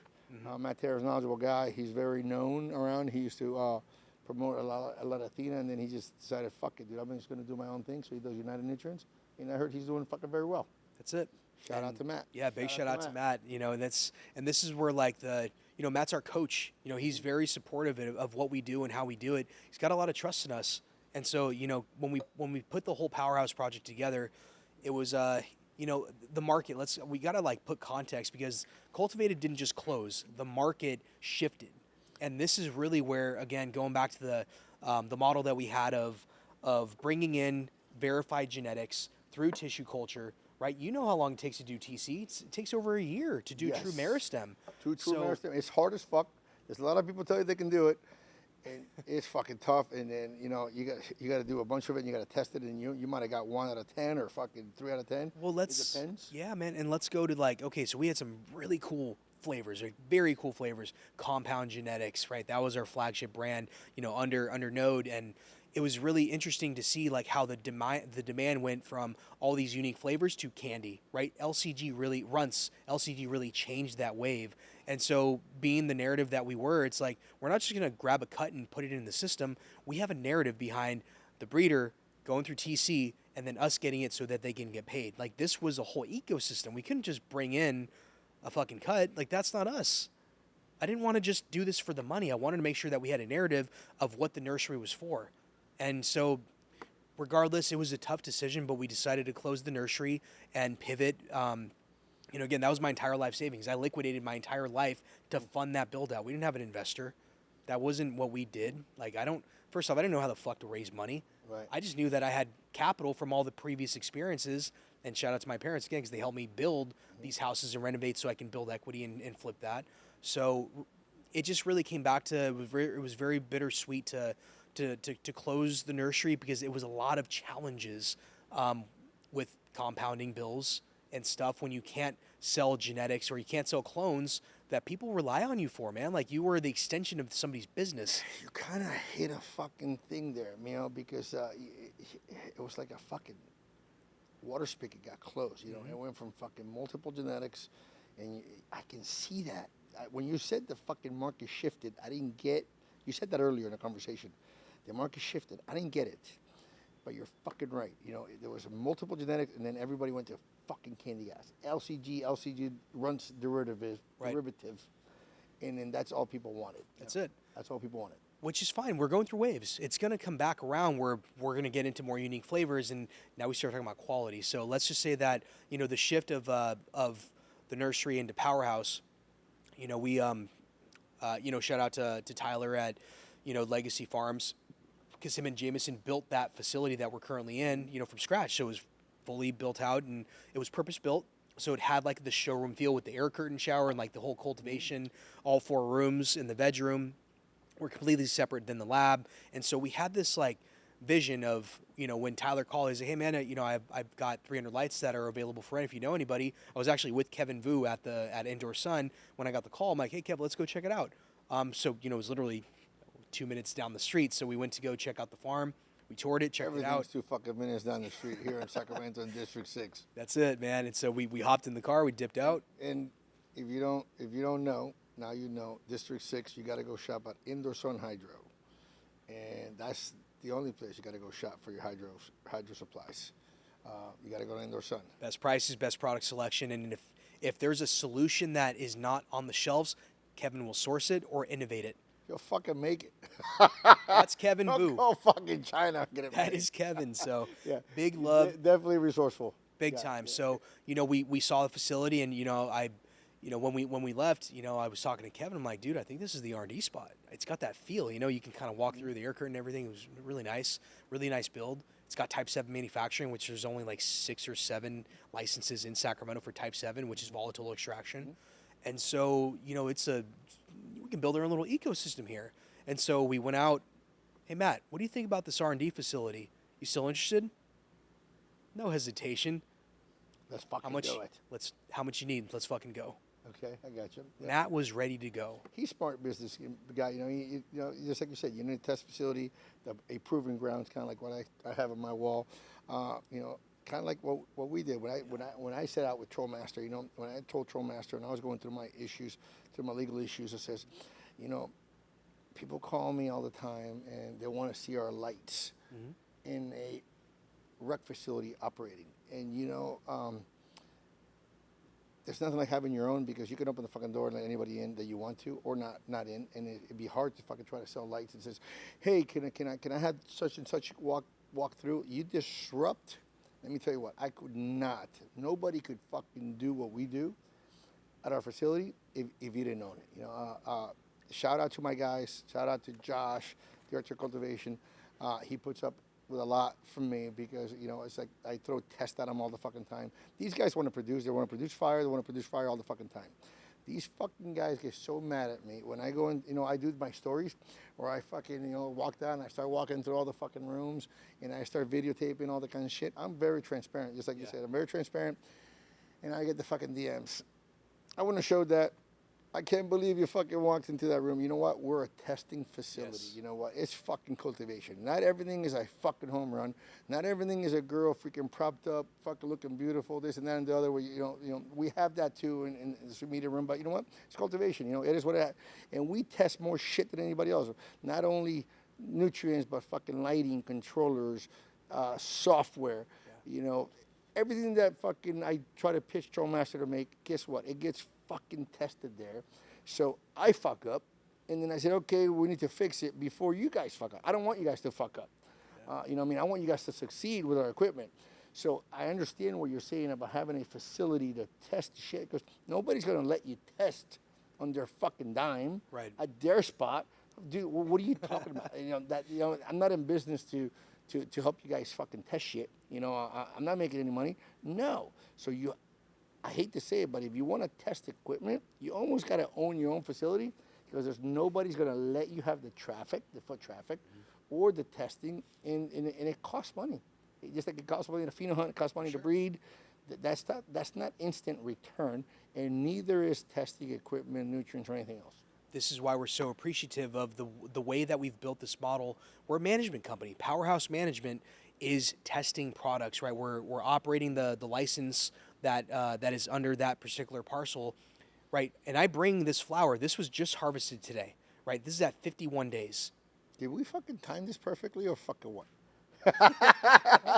It worked out great, man. It worked out great. Now, here's the thing, like, is this 110 grams a square foot flower? No, it's not. It's 90. Okay. Maybe at best, And again, we're testing. We're going through different things. It's fire, but it's not the yield that we're expecting. Our goal is to produce yield with quality, right? We're chasing quality with yield. And being able to do that, you have to push the plan. That's where the whole Synganics program comes into play. What we say at our place is we want the highest revenue return. So, and there's got to be a happy medium. We're all running a business. Mm-hmm. We got fucking families. We got employees. We got fucking electric. We got bills to fucking pay. Everybody wants to grow fire, and everybody wants to grow a lot of fucking weed. A lot of weed doesn't mean high revenue, because you can grow a lot of weed that's fucking bunk, and you're not gonna, you're not gonna sell it. A lot of people that ain't fucking selling. They got boxes and boxes sitting there. But then again, at the same time, you can have the best fucking weed, but if it's not yielding the right amounts to cover your costs, you're not doing yourself any fucking favors either.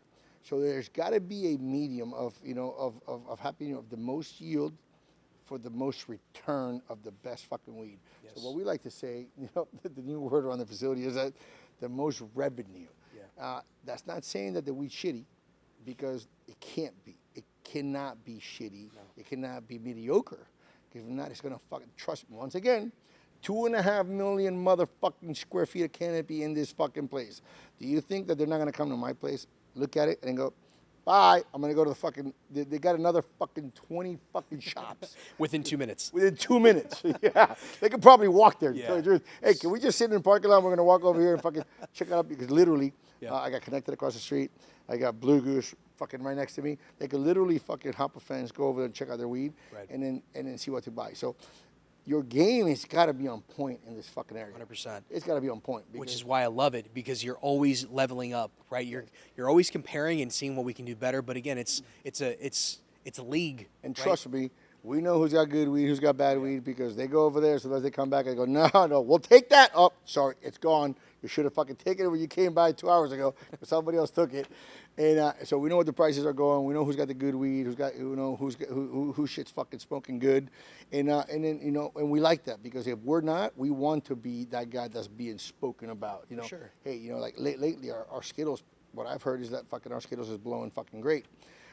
Skittles is a fucking hard plant to grow. It's not the best looking, but it fucking blows, and people like it. So we're gonna fucking do some heavy investing into Skittles.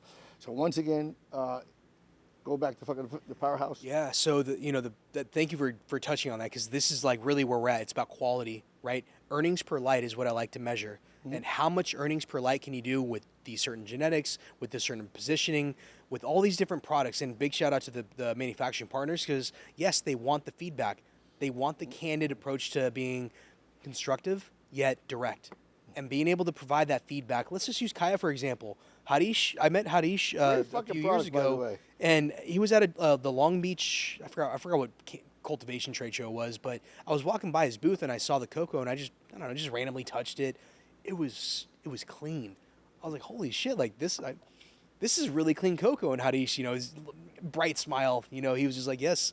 We're the manufacturer. We're out in India, about 150 miles inland in the coast. I'm like, that's pretty cool. So you're not along the coastline. A Nope. lot of salt on the coastline. Nope. Exactly. Nope. A lot of salt. People don't fucking know. There's fucking all kinds of. What's the difference between this cocoa and that cocoa? If it's close to the coast, Yep. you're gonna have a lot Exactly. of salt.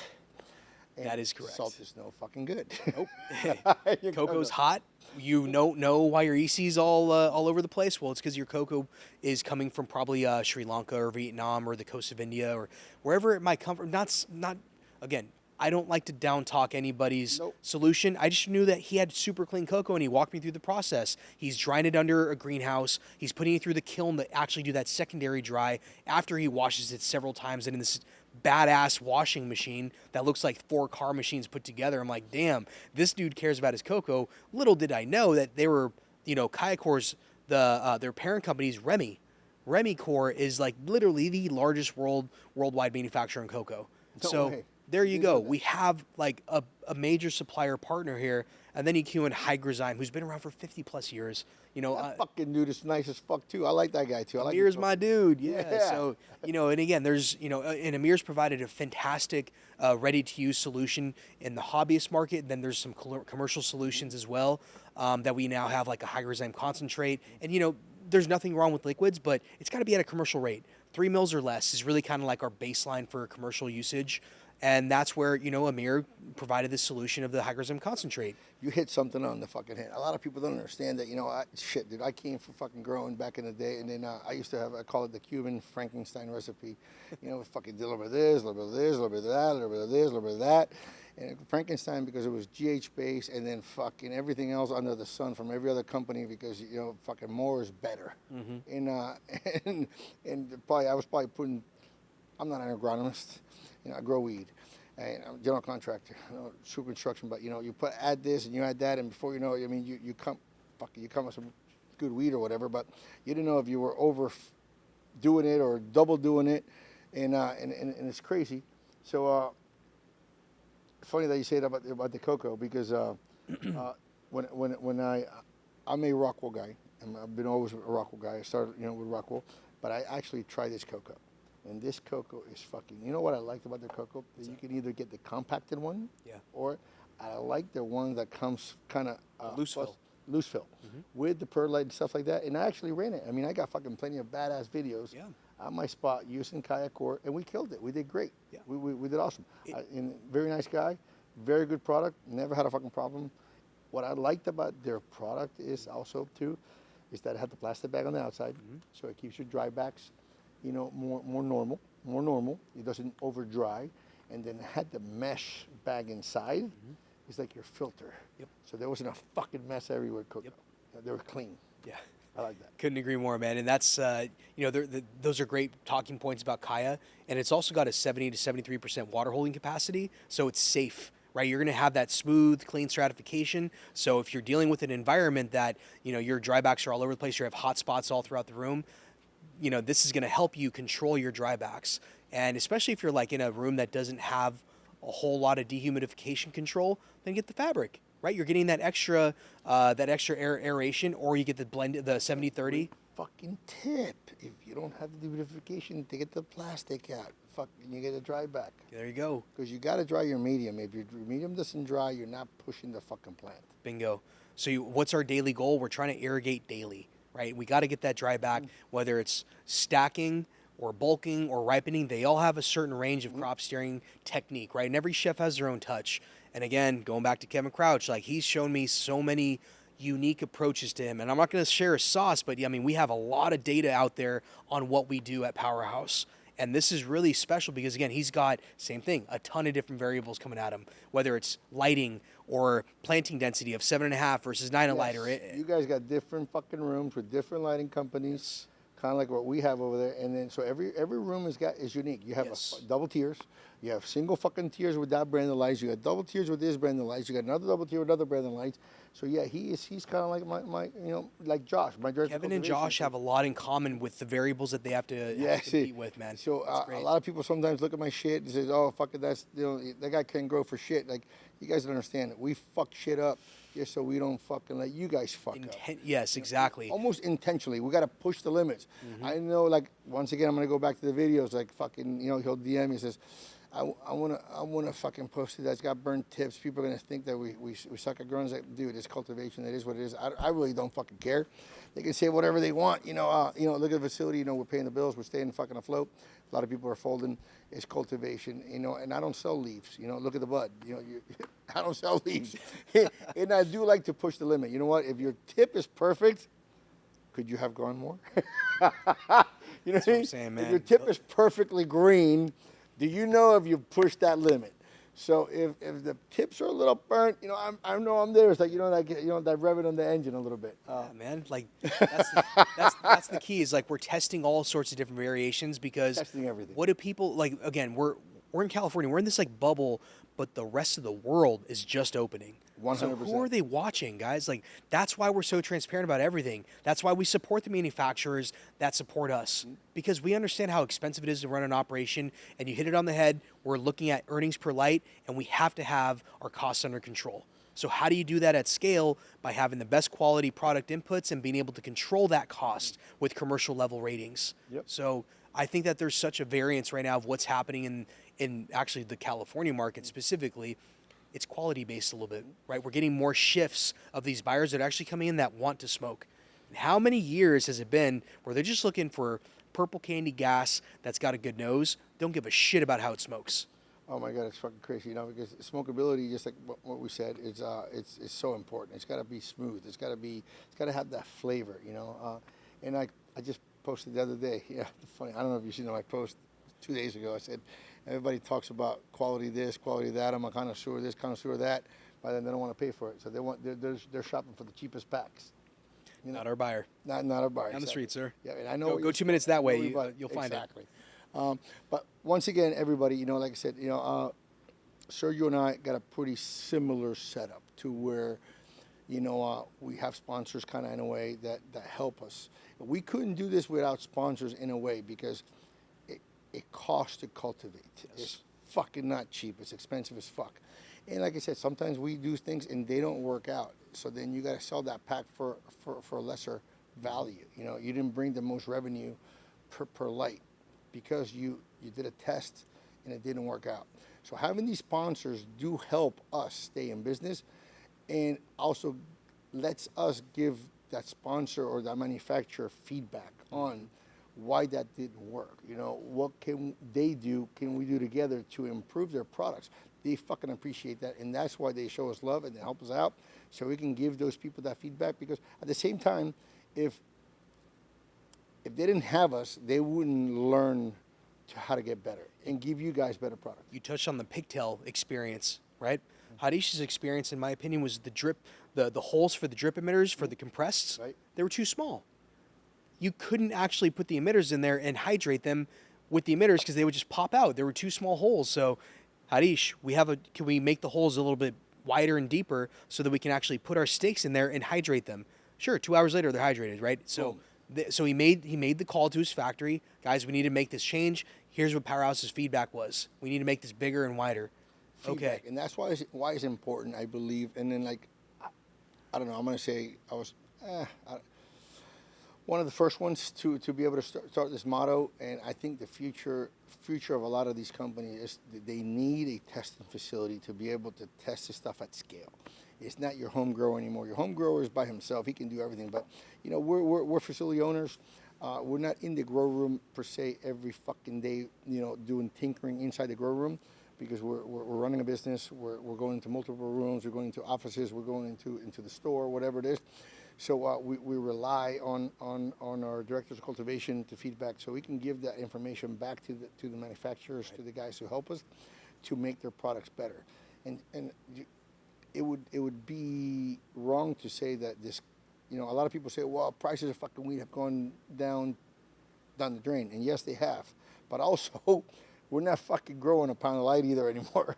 We're growing 2, 3, 4 pounds of light. Yeah. So you know what I mean. So there's kind of somewhere in there there's a balance. There's absolutely a balance, and I'm so glad that you brought up the quality and smokability factor. Those buyers that don't care about that because they actually don't really understand the whole quality piece, they're just looking for quality at the cheapest price. That's not the buyer, right? Those aren't the guys I want. I want the guys that are gonna fucking buy my packs, and they're gonna go out there. That guy, man, might be a little bit of an asshole and condescending on Instagram, but you know what?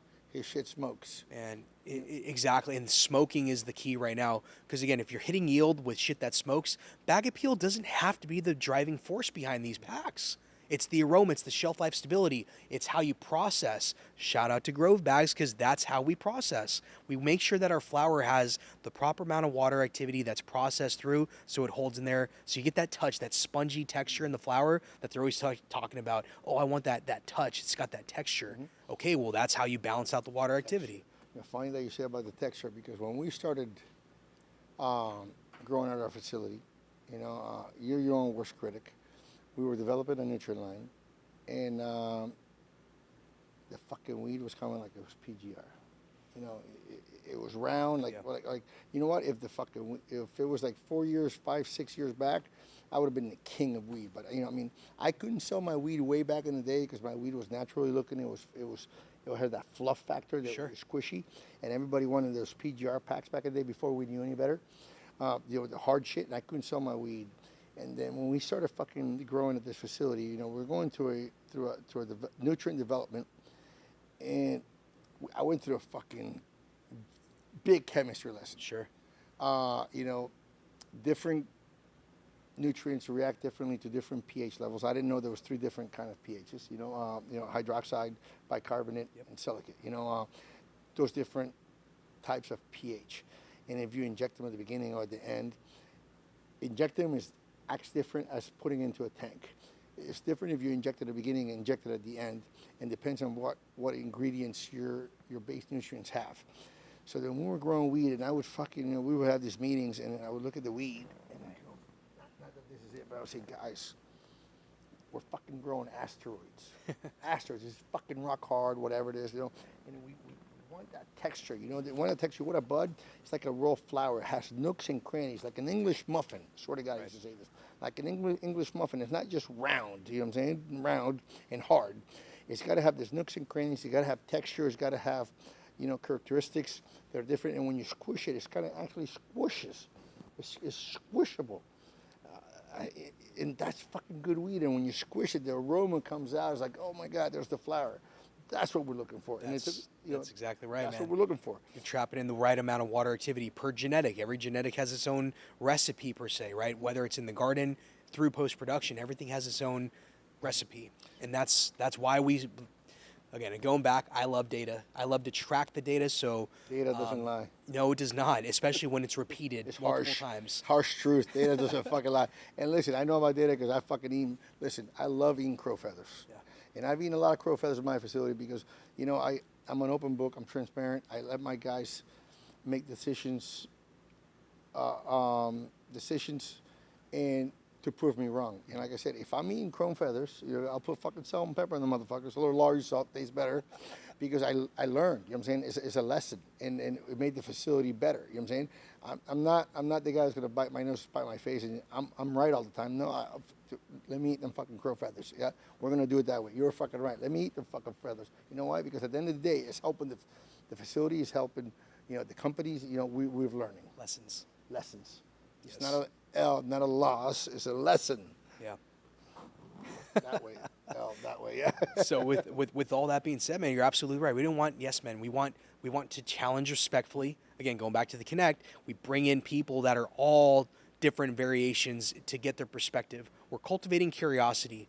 which is what we do at the Powrhouse facility. We're trying to create innovation while trying to fill gaps in the issues that we're dealing with. So whether it's light spectrum or heat load or whatever the case might be. And again, this goes back to like the whole Synganics program that Powrhouse is known for is really about Kevin Crouch's ability to deliver plant health and immunity at a commercial level.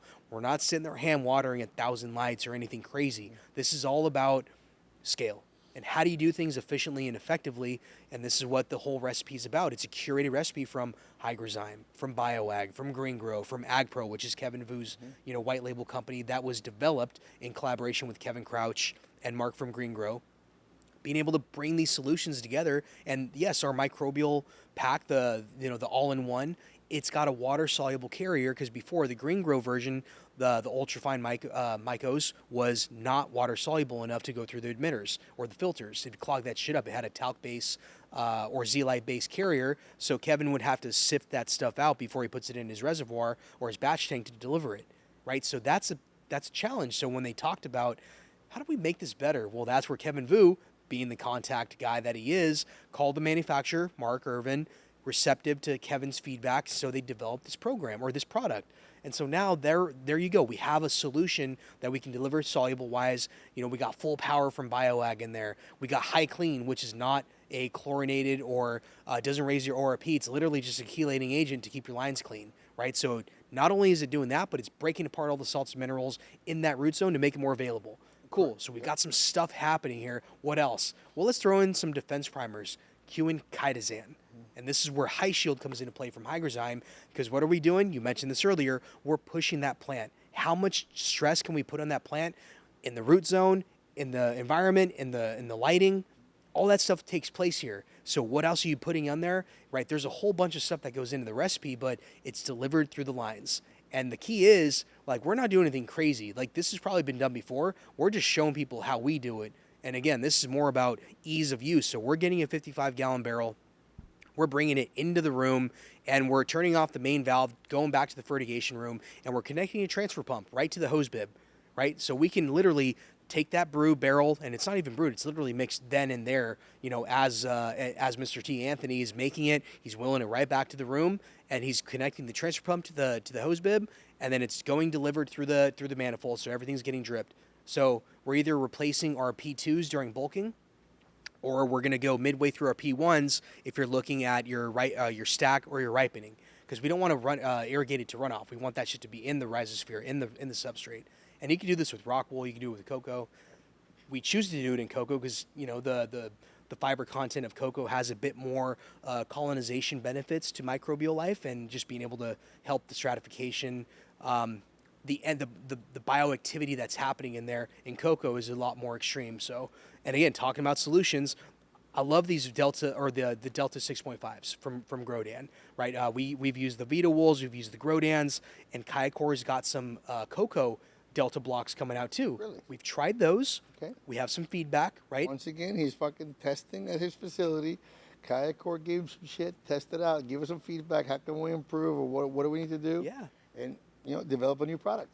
That's just how it happens. And why is that important? Because early life stage is where the Synganics thrive. It really does come back to the veg room, specifically because trichoderma, which I saw at your facility, the first time I visited you, like a year and a half ago or 2 years, whatever it was, I saw all the trichoderma on top. I'm like, oh shit, like what is that? People trip the fuck out when I show that because they go, oh my God, he's got freaking fungus, he's got freaking algae, he got growing, oh my God, gross. But they don't understand those beneficial bacteria. Super beneficial. So anyways, when it starts off in the early life stage, it takes 2 weeks to actually sporulate, right? So in clone phase, it's getting the T. In teen transplant phase, it's getting the T, right? So our whole process in the veg room, 2 week clone, transplant into the Delta for 7 days, stack that on top of on the bag for 7 days. So we're ready. Like by the time that teen is ready to transfer, it's like 18 to 22 inches, but it's getting 500, 600 ppfd. She's ready to roll. She's ready to go. Especially down here, because she's getting supercharged with the microbes and all the trichoderma and everything that's going in there. So like the Biomin from Green Grow or Coast Bio, it's got streptomyces, it's got bacillus, it's got trichoderma. So it's like an all-in-one beneficial bacteria blend that's just perfect for the early life stage and root zone. And it still stays in our weekly tea. So, and funny that he says that because we use a lot of the same yes, the same products. Even though I'm in Rockwell, we use the BioAg, we use the Green Grow, Yep. you know, the mixture. We use Hygrozyme. we use it a little bit differently. We use it through foliars, and just like he's talking about the trichoderma, you know, the bacteria. We used to inject it, expensive as fuck, but we used to inject it. It would go through a certain brand that we purchased. We go through the drip emitters, and it was expensive as shit, but I liked it. You know, I liked it. And then we went through some rough times at the grow that we didn't have the money to say to buy it. So then we would do the Green Grow and other products from BioAg. We realized that they had the same shit in there in a little lesser amounts. And then we would see the trichoderma fucking growing in the cube, because when you spray the plant, you know, you're spraying in there, it's going to spray underneath. It's all, at the end of the day, it's dripping on top of your table, it's dripping on top of your cubes, it's getting in there, and then, you know, typical fucking Spanish man, you know, more's better. I've done the trichoderma, injecting it, you know, at veg and then throughout, and it never really worked better by putting more. So I learned that. But so we realized that even spraying all that stuff, it would drop on top of the cubes, and the cubes would actually start to have that biolife that he calls synganics. And I don't know, you know, and then it would grow in the cube. Back to the synganics, I don't know who invented that name. I know I've used that name a long time ago, but these guys have definitely popularized, you know, that term synganics. Anybody that doesn't know is synthetics and organics, a little mixture between. Synganics is what it is, and this is what Powrhouse and Sergio and Kevin Crouch, that's what they bet everything on. They love that recipe, and a lot of people, you know, follow them for that, because and I do believe that is a great blend. I think the plants have best of both worlds. Thank you for that, Alex. And that's exactly right. Like, we didn't create synganics. We've all been growing synganically through bottles for a long time. I agree. So, yes, again, Kevin Crouch has been instrumental in being a extremely cost-conscious cultivator at scale. Because again, delighted 1,400 lights. This was a very big operation. So adding in 3 mils a gallon to all of your tanks every day gets that's expensive. where I was going earlier that I got lost into. Through my Frankenstein recipe that I got lost. It's like you can't when you're growing at scale in a rec facility, you can't fucking put every little. That's where I was going. I fucking got lost. You can't just put every little thing, because then, you know, it just doesn't come cost effective. It's not cost effective. You gotta keep it simple, stupid, and effective. You know what I mean? What works? Doesn't clog fucking drippers, because you can have the best nutrients in the world. If it clogs the drippers, it's no fucking good in a commercial facility. It's just not cost effective to pay a guy to go fucking hand water, you know, 1,200 to fucking 10,000 fucking plants every day. And you don't want to chase clogged emitters. Yeah, no, fuck. So this program is not for every farm. It's not for every cultivation team, right? You need a lot of facility competence in order to do this program. You need flush valves at the, you know, at the solenoid, at the rack, in front of your table, and at the end of the table. You need pressure regulator valves. You need to make sure that your lines are even clean before you try to deliver. So queuing this, you know, high clean is what we use instead of hypochlorous acid through the lines, because you're going to kill your microbes. There was a really good panel discussion we had at MJ BizCon last year, or I'm sorry, it was last year, with Amir from Hygrozyme and Dan Wilson from Current Culture. And they were talking about ORP and what is that range of microbial activity of survivability with ORP. Well, it turns out that 200 is the ORP limit for good and bad microbes to die. So anything above that, you're cooking them. You're killing everything. So what's the point, right? So this is, again, where making sure that you start clean to finish clean, you got to have flush valves. You're going to inoculate through the lines, and you're going to flush afterwards. You're going to water hammer, right? You're going to make sure that everything gets released and cleaned out after you inoculate. So a big part of that was really around, you know, utilizing dissolved oxygen, right? This is a big thing for us, especially coming through. You've got the Moliere unit, you're treating your source water. Now, when we start playing around with something more so for ripening strategies, what I'm curious about. If we can utilize dissolved oxygen to help break apart that substrate when we're cutting our P2s and going into ripening, making everything available, because that shit's a brick when you're going towards the end of life, right? Impact. So if we can break that up using DO, like a high injection of DO at the root zone emitter, what happens then? What happens in the plant where everything's available? You're putting it through senescence by using DO, and how we move water is something that we're very focusing on coming up in the near future. When shout out to Cairo Space, that's what we have for our DO solution. and they've innovated along the way too. Since I had their ag pack, which is a source water treatment similar to the Moliere unit, but they don't have a membrane; they have jet cavitation. So that's how their technology differs. But more so, it's about having an independent dosing ability with the with the direct injection. So we can put a direct injection on each batch tank to control the DO at the dripper based on that room. I've seen that too. I think I've seen your spot, and I've also been to Honeypot Farms, which they use the same. Yes, sir.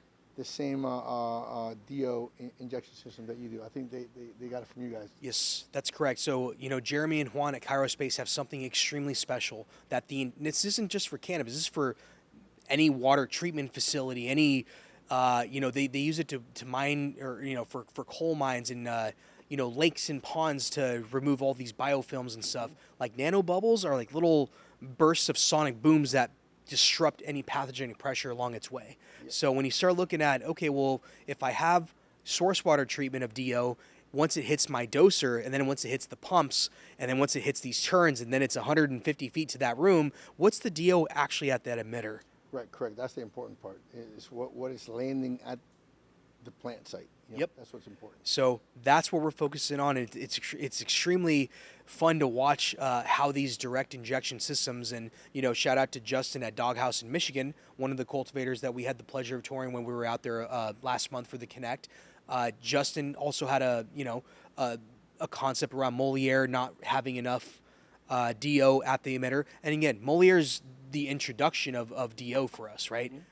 Innovation, right? Where's the technology leading to? And this is why I think that Space is on the cutting edge of something extremely special, because we always go back to quality. How do we get the best ripening out of this plant, right? And this is not a massive yield plant. This is just beautiful flower, but unfortunately we had to chop it early because of some factors in the room. We're always testing.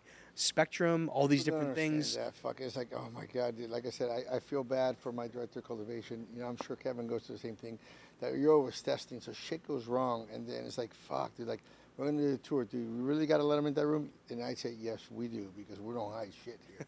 You got to let him in, and you just explain to him, because it's like, hey, Josh, I'm going to do a tour. He goes, keep him out of F5. I'm like, nope, we're going to do F5. We're starting in F5, and here's why. Shake his head. He goes, dude, like, we did this shit there and it didn't fucking work. I go, well, that's cultivation. Well, you have to explain that part. That's the fun part. Hey, do you realize why we have small bud trait? Do you realize why there's bleaching on these? Yeah. Here's why. And let us explain what we found out during this trial. And so I remember you were saying that like I said, this was 90 versus 110 grams per square foot, and then I think you said something about the light, too much blue or something like that. Yeah, a lot of blue light in the spectrum, and there again, nothing wrong with the lights, but it's not meeting our expectations for yield, because in this market, Alex, we have to maintain yield with quality that smokes. So we're leaving money on the table. Per light. That's what it's about. It's got to be high quality and the highest yield possible. High yield, shitty quality does not fucking pay the bills. Because I know a lot of people that have gone out of business. I sell lights, okay? I sell lights, I sell controllers, and I sell fucking weed. I know who's shit's puffing good, and I know who's fucking buying more equipment, because we all talk small fucking circle right here. Good news travels fast, bad news travels faster. I know who didn't make it, and anybody that had the motto of, I want to grow shittier weed that yields twice as much, didn't make it. Right. They didn't fucking make it. They didn't make it. And you know what? And I went to that, when I started the facility, true fucking story. When I got to the facility, I was going to change the fucking world. I came with 70 fucking strains, and I'm going to change the fucking world. And my director of cultivation told me, he was from here, he was handpicked, and he says, candy gas, candy gas, candy gas. I said, no, fuck, I'm going to rain all the strains, and I'm going to get everybody back. Nope. I got proved wrong. All these fuckers want is candy gas. They don't give a fuck about how flavorful this is, that is. They wanted the candy gas. Obviously, you got to have the good candy gas, but you know what? You kind of have to. The market dictates what you grow, unfortunately. You got to, unfortunately, what it is. Play the music they want to dance to. You can like say, you can do 80, 90% of what the market wants, and then you can play with your 10 to 20%, Or, you know what's great? If you have a great exposure into the rec market, you can expand that 10 to 20% to 40%, because then, there's that 10, 20% of bulk buyers that buy that weird stuff because they have a market. but then the other 10 to 20% can go to the rec store, because the rec stores don't really give a fuck about candy gas. You know, they want flavor. But, you know, the bulk buyers that, you know, they just want that fucking candy gas, and then the best candy gas is what's going to Agreed. get sold. And the retail market is unique. And I've had the pleasure of launching 3 different brands in retail, and I've seen the shift in the buying demand and behavior. And not a lot of retail stores are bad actors, but there's too many of them out there right now that just aren't paying their bills. They're just welcoming new brands onto the shelf that don't eventually get paid, right? And unfortunately, it's, oh, well, you didn't do enough activations, or your flower wasn't desirable, or it didn't test high enough. And you know, on the BOGO days, you know, we had to lower it down to 50% rather than the 30% because it just wasn't moving. It's like, okay, well, there's a lot of variables here in retail, so we're proud that we're going to be launching here with Vibe by California in Sacramento. They've got 6 stores throughout California. We're going to keep it concentrated because we're going after the smoker market, affordable fire. We're only going to be doing half ounces, and we're dropping them in Grove bags. And, you know, our bags are currently being made right now, which Josh will show a mock-up on this on the screen, because we're really focusing on education on that bag. And big shout out to SC Labs, because they have their, you know, their terp wheel of where the aromas and all the descriptors come into play with experience. And I think that's what I launched when I had cultivated as well. I had a half ounce of smalls on a jar, and I explained terpenes, right? I explained the terpinolene and limonene is going to get you energetic, and the beta-carotene and pinene is going to get you stoned or more relaxed. And that's the same concept that we're going to be putting on our bags, especially with the water activity number on there. Because why do people care about water activity? They don't. They don't know what the hell we're talking about. But when they start to recognize that the shit smokes, and we're also going to put the room number on there, right? We're an R&D facility. Sick. I want the bud tender to be like, that blue Foria out of the checkerboard Power 2 with the HPS and LED room, I want that shit. That's coming up next month. Wait till that shit drops. Sick. So R&D. That's fucking pretty innovative. I kind of like that. I'm not gonna lie, I kind of like that. What room did it come out of? You know. All right. So what is that doing? Fuck the percentage of potency. We don't want to It's focus on fucking THC. hard to get these motherfuckers to Terpene to get off that cannabinoid thing. ratios. And again, dude, it comes back to flavor. So yes, you have to invest into the retailers. You have to let them try the flower. It's how they consume it, right? And I'm a big proponent. And we talked about science of smokeability to start this discussion off.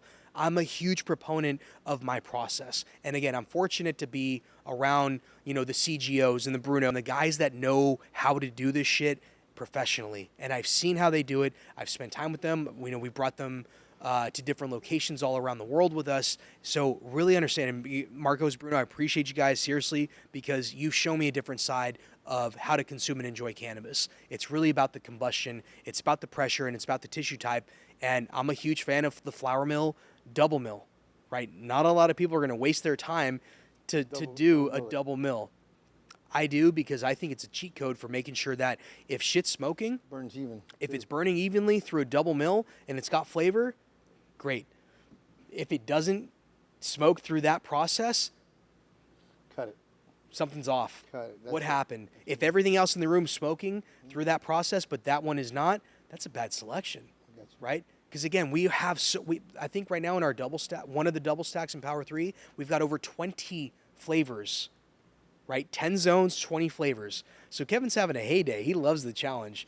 How did you end up with Kevin? I know Kevin was working Yeah. with Lighted for a while. He was the So- director of cultivation. And for anybody that doesn't know Kevin Crouches, he's actually, I think I forgot to say this, when I started talking about Delighted, and I'm sorry, I apologize, because there's so much stuff that we want to say and share with you guys. But Kevin from Delighted, he's actually got a fucking degree in cultivation or plants. Environmental biology. Environmental biology. The motherfucker's the only motherfucker out here that's got a degree on this shit.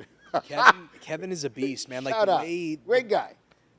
And I'm glad that he couldn't come here today, because he wanted to bring him. I'm glad that he didn't come here today. You know what? Because he deserves his own fucking Yes, he podcast. does. 100%. Happy birthday, Tyler. But your dad's going to get his own episode because he deserves it. He's got quite the story. He couldn't make it here. He was going to try to drag him in here, but Tyler, don't know you.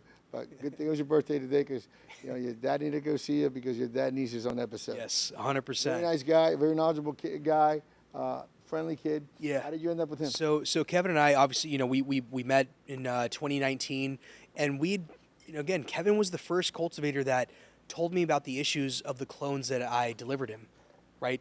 Hey, man, I think you have some root aphid problems. Oh, or I think shit. you have some problems, or I think you have some haploid problems. He fucking sold them clothes. He pulled you aside. Hey, Let me talk to you, kid. Come over here. 100%. But you In know the what? most respectful you way. gotta fucking love that, dude. Yes. Somebody that's gonna fucking come and fucking pull you to the side, put your arm around you and says, let's have a talk, kid.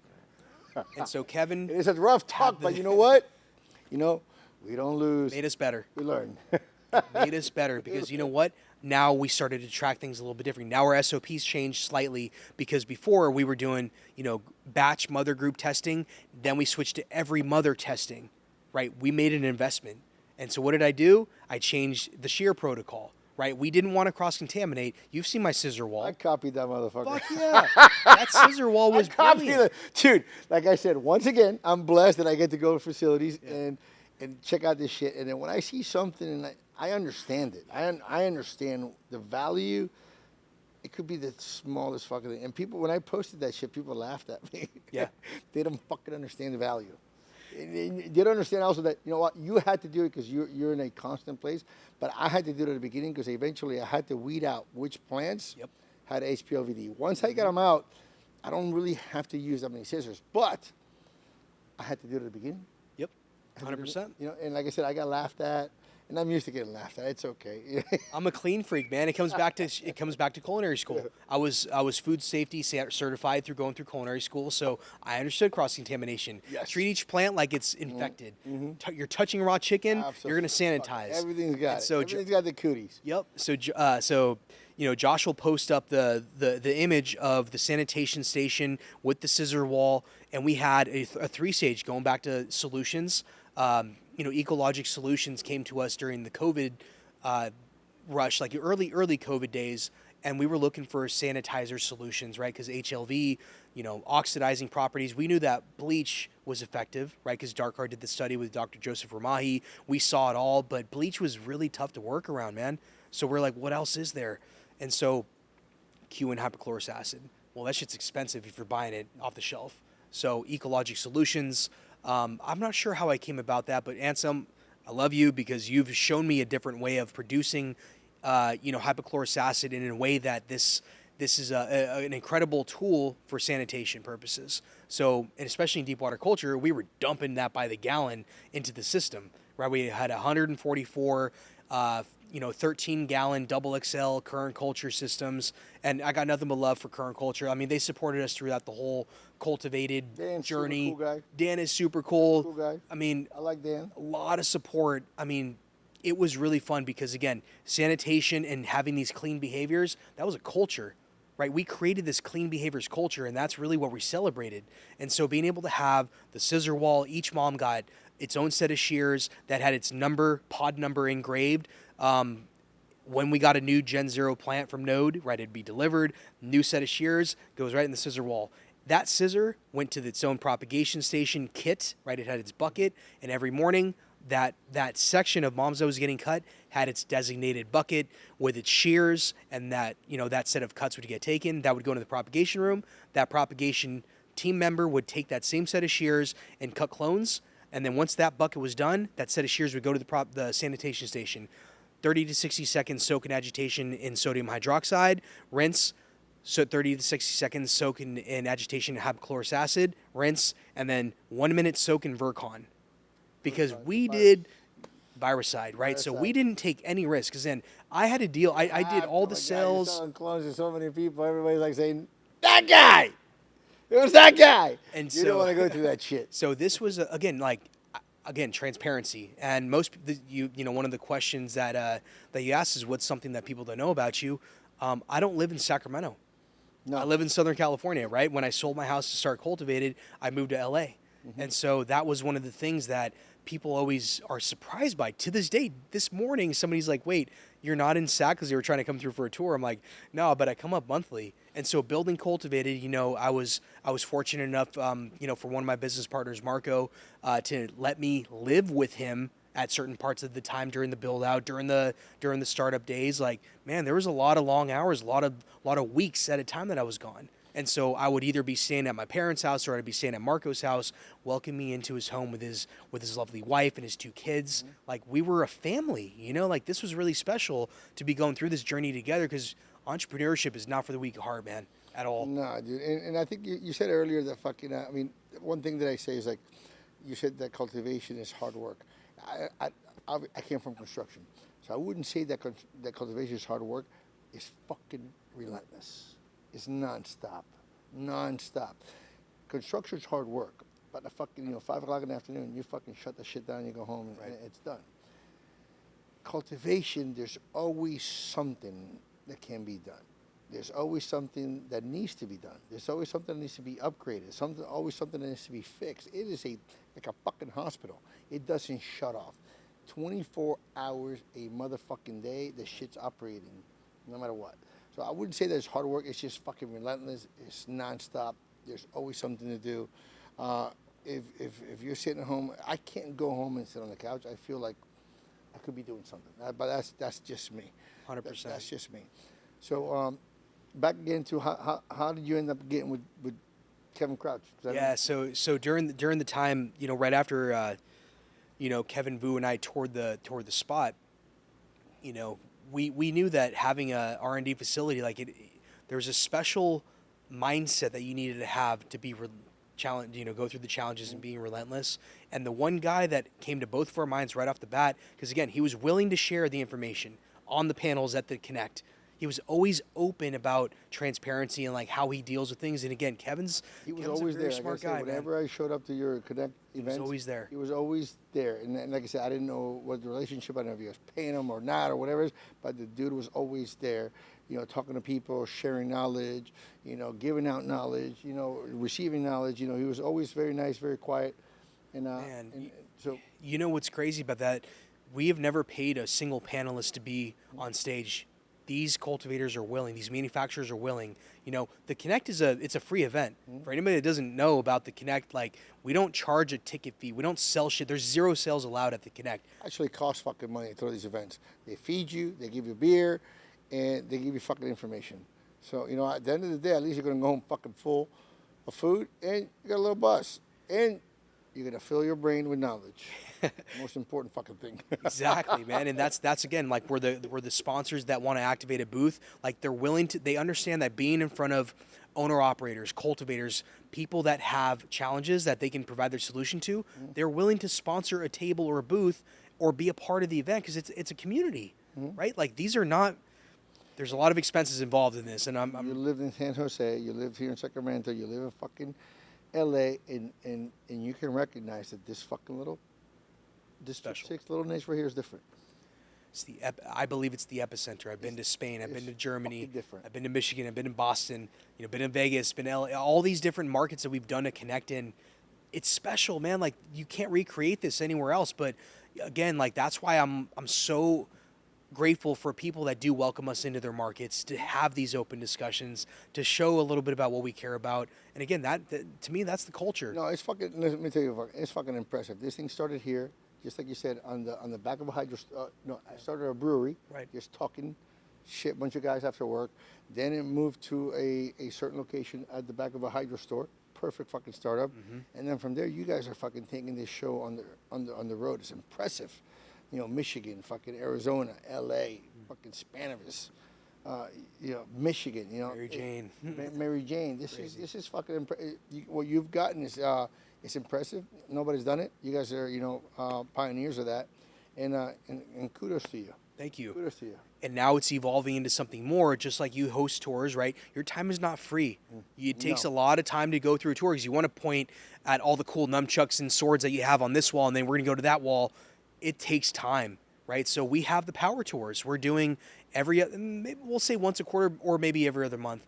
We're hosting commercial cultivators at the facility to literally come through, walk the facility, see what we're doing, actually show them the inoculation. So Anthony will actually mix all the stuff in the barrel, roll it into the room, connect the transfer pump, hit go, and watch the inoculants go through the line, then do the water hammering. People are learning at the facility tours.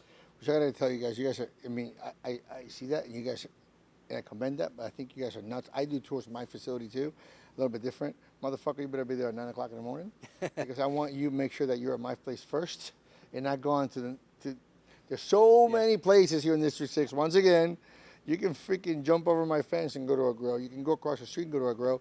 That I want to make sure that you come to my grow first. So you have no fucking cooties from anywhere else. Yeah, I don't give a fuck where you go after you go to my place, but you're not coming to my place unless it's 9 o'clock in the morning for a tour.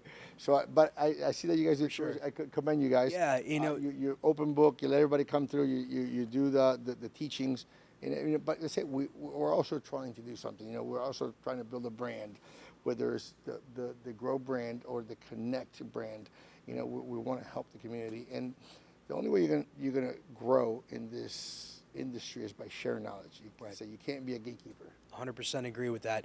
And that's why we're trying to help the hydro stores, right?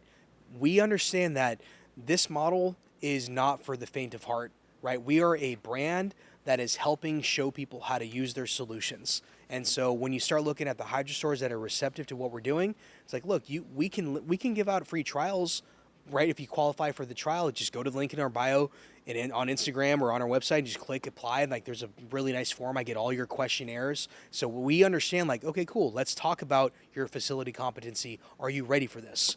And if not, we're not going to sugarcoat it. We don't just want to send out free product on behalf of the manufacturer. You have to be qualified. I don't sell fucking lights. You know what? I have money back guarantee. You pay me for the fucking lights. Yeah. And if you don't like them, you can give them back. But I'm not chasing you for my money after you use the fucking lights. For sure, man. I mean, that's it. I got confidence in my product. Money back guarantee. Yeah, you've got plenty of testing that you've done. You've got plenty of opportunity to showcase. You've got the data to back it. So kudos to you, man. You've done the work for people. That's why they buy the brand. Mm-hmm. Whatever brand you represent, that's what they're trusting. Yep. So coming back to the power tours, it really is a way for people to look at different configurations. We have two different type of double stacks. We have two different single tiers. One's a checkerboard room, which my personal favorite room is the checkerboard. The terpene to cannabinoid ratio that you get out of that flower expression is unmatched in smokeability. There's nothing wrong with double stack LED flower with everything has under canopy because Kevin Boo's also the co-founder of Faven. So every room has Faven under canopy lights. We're now testing the perpendicular versus the vertical, which we did see a 12.5% increase in wet weight yield, but that's not even the best part about it. It's more about the quality increase. We saw a purple and better quality of smokeability all the way throughout that plant versus that weird lower third part that gets a little mint green. Sometimes it doesn't always get the full penetration, but regardless. Great thing that you say that, because I believe right now our camp is fucking, and listen, I'm my own worst critic. I know at the beginning when we were developing the fucking nutrient line, like I said, I didn't know that there's different types of pH, the reactive waves. I remember fucking having my team in my conference room and looking at the weed and go, guys, we're growing fucking asteroids. I know we don't use PGRs because I know what we fucking put in our shit, but our weed looks PGR-ish and it looks like shit. You gotta have, where's that nooks and crannies, the English muffin fucking look. That's gotta fucking work. Right now, what we're doing right now is spectrum tuning, and I don't believe there's any outfit in the world that does as much testing like we do, because Trollmaster and Think Really are my partners. Yeah. And we got to test everything before we sell it to the consumer. Right now, the fucking weed that we're growing with full spectrum, 4-channel, not 2-channel, not just far red only, not just deep red, but we're using whites. We're whites, far reds, deep reds, UVs at different stages. We have the ability with Trollmaster to maximize the spectrum according to the irrigation strategy. You know what I'm saying? You don't need deep red at the fucking beginning. Right. Why are you going to have a fucking light that has a lot of deep red at the beginning? It just doesn't make fucking sense. So what we do is we're customizing the spectrum according to the irrigation strategy, stacking, building a lot of sites. You don't need deep red. You need a lot of whites. You don't need UV. Far red, we use it a little bit at night, and we also, I call microdosing it during the day. Sure.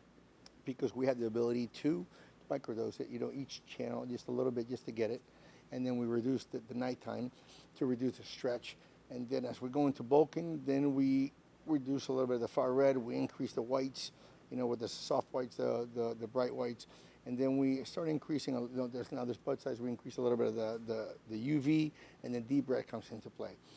When it comes to finishing, then we bring down the whites. We increase the deep reds, we increase the UV, and then the far red goes, just a touch in there to be full spectrum-ish. And our bottoms are fucking, not only do they have color, but they're dense. Yes. And I attribute that to be able to have the full spectrum tuning. There was a guy out of New York that uses our lights. Chamber brand, 4-chamber brands or 4-chamber something. How do you guys get your shit so velvety looking? You were using that word earlier, velvety. That velvet look that is like, it's like suede. Like there's just fucking so soft and looking in the herb. Yeah. And I believe that four spectrum gets the weed kind of like the checkerboard, you know. Tuned at the right time. It's just I don't know how to explain it. You're gonna have to just Makes total sense, man. I'm with you. go buy the weed. And you're absolutely right about lighting strategies with your irrigation strategy, with your rhizosphere strategy, with your environmental strategy. It all plays a part. People are just looking for, Alex, just give me the recipe, bro. Like, what's the shortcut? Dude, there is no fucking shortcuts. And then there's no guarantee because there's always fucking something. You know what? If you can, especially with Rockwool, because Rockwool's a lot less forgiving than cocoa. Cocoa's super forgiving. Mm-hmm. It's a fucking awesome product. You can't look into get a grand slam, and we do. Looking to get a grand slam, but if something goes wrong, dude, I can walk into a room and the canopy goes like this, and then suddenly there'll be a row that goes like this, and then like that. A solenoid broke. Yep. A fucking solenoid Pressure regulator valve. You Let's go check it. motherfucker. Like you never think that a solenoid broke for a day and a half, or a day, and you missed because now you're not like back in the day we were circulated fucking feed. The cubes were soaked. They were full of water. The plant didn't hurt. Now you have that perfect ratio of moisture to air ratio in there, and if it drops, it's not only you're dehydrating the fucking cube. You're not giving the plant enough, hydration, but you're also changing the environment in that cube. The fucking pH is spiking. The fucking EC spiking. Everything's fucking changing. It would have affected the plant. And what I tell people is this, okay? What's the average age in a human? 85 years old. Okay, 85. 85. Call it 70, 75. Okay, sure. The average life of a plant is 63 to 70 days. Mm-hmm. You know what I'm saying? A day is a year. Yes. In a plant's life. Okay, so if something goes wrong with a plant, it then takes 3 to 4 days for it to show, and then you identify it, and then whatever it was, you fix it. If you're lucky, you fix it, boom, it takes 2-3 days to fucking come back. It's 6 fucking years. 6 years. It's like your boy that you grew up with, he shot somebody, he went to jail for 6 years. Mm-hmm. He comes fucking out, you got a PhD, you got a fucking degree, you bought a house, you got a, you evolved. Right. That fucking same thing with the plant. Yep. There's no fucking difference. Every day counts, especially when you do 4-spectrum tuning. We're cropping plants anywhere between 48 to 52 days. We try to, they're done. Some of them are done, but all candies, we try to stick, once again, your commercial facility, you got to stick to a schedule. At 52 fucking days, you harvest that thing. We shaved a whole 10 days to 11 days of harvest. So we include a whole harvest at the end of the year, which is huge, but every day counts. Mm-hmm. Every day's got to produce. 100% agree, and that's where the Synganics program really shines because you're building plant health and immunity. Mm-hmm. And what we're looking at is each one of those days, 1 year, right? If you lose a day in plant health, holy smokes, it's amplified. But what happens like when you have a thick cellular wall, you got a lot of calcium in that plant, right? These are just big straws, just trying to suck up as much calcium as possible, right? The plant health and immunity is going to prevent those large setbacks, right? You're going to take little setbacks because it's already preventing all these different pathogenic pressures or environmental issues or osmotic pressure challenge, whatever it is, it's primed for this because it's healthy, right? You're going to be able to get over a cold a lot faster if you're healthy, but you did get the virus, right? You're just going to fight it off a lot faster because your immunity is higher. And that's where defense primers come in. That's where, going back to, I mentioned chitosan, that high shield product by Hygrozyme, we're building up that plant health and immunity through minimal stress events, and that's where that chitosan triggers a SAR response, right? It's tricking the plant thinking it's being attacked, so it's always generating more trichomes. It's generating more defense mechanisms. So as we go through the later stages, let's say fucking DHU goes down, or power, whatever it happens, it's going to be protected because it's already got that cellular wall development, and it's already primed to be attacked. So it's a really cool recipe specifically for people that have healthy plants don't get attacked either. Healthy plants don't get attacked. The bugs they know what a healthy plant is. They go to another fucking plant. So when you mentioned earlier about having tours and all these people going to other grows, and I challenge you to find a thrift or a mite or whatever in our grow. Yeah, sure, we'll get like a spider mite every now and then, but that's not necessarily from the pressures of us. It's more. Listen, it's doors got to random. get open to any fucking grow. You know, doors get open. You know, and there's certain people. What is the little gnat-looking flies that everybody? Fungus gnats. No, the other one. Thrips. Yeah, thrips. I Thrips. challenge you to find a thrip in our facility because you won't. And Kevin's process with IPM, you touch a plant, you dunk a plant. Roots and shoots in the veg room. Every time we go into the next stage, it's getting dunked as well. So we know that we don't have any thrip pressure specifically because he's using a blend of azadirachtin with with like a Tritech or a high some sort of an oil-based treatment, right? There's so many brands that you can use in this system, but you're really just killing that thrip at both life stages, right? So you're killing it at the adult stage on the first initial knockdown, and then you're killing it on the molting stage or the larva stage. I think I've interrupted you a couple of times, and how'd you end up with Kevin? And I know that you said you and Kevin Vu decided this is the test facility. So I called Kevin. And you thought, fucking we knew that there was place. a special person that needed to be able to manage this type of a facility. And again, going back to Kevin always being so transparent and extremely sharp, he's proven that he's very knowledgeable about this plant. And so randomly, I called him, and he was thinking about transitioning to the next chapter. He had been there for 4 or 5 years, and He was delighted for a while. he was the co-founder. He designed that facility. He ran it successfully. That was So a tough decision for him. and when I called him and said, "Hey, dude, this is what's happening," like he didn't believe me. He's like, "What do you mean? Like we have Kevin, we have Steve, we have Matt involved, and you're leaving Cultivated?" I'm like, "Nah, man. Like we're all working. Like we all have our own thing going on, but we're doing this too." Together, yeah. And Co-op. it was a co-op. It was the Avengers coming together, and I was like, "Holy shit, this is happening!" A little co-op. And so, so Kevin, I talked to him on that Saturday. Like I went to visit the farm on Friday. I called Kevin on Saturday, and that very next week, things were cooking. And so, Kevin joined us, June 1st. We had plants in the facility by June 3rd. Like it happened like that.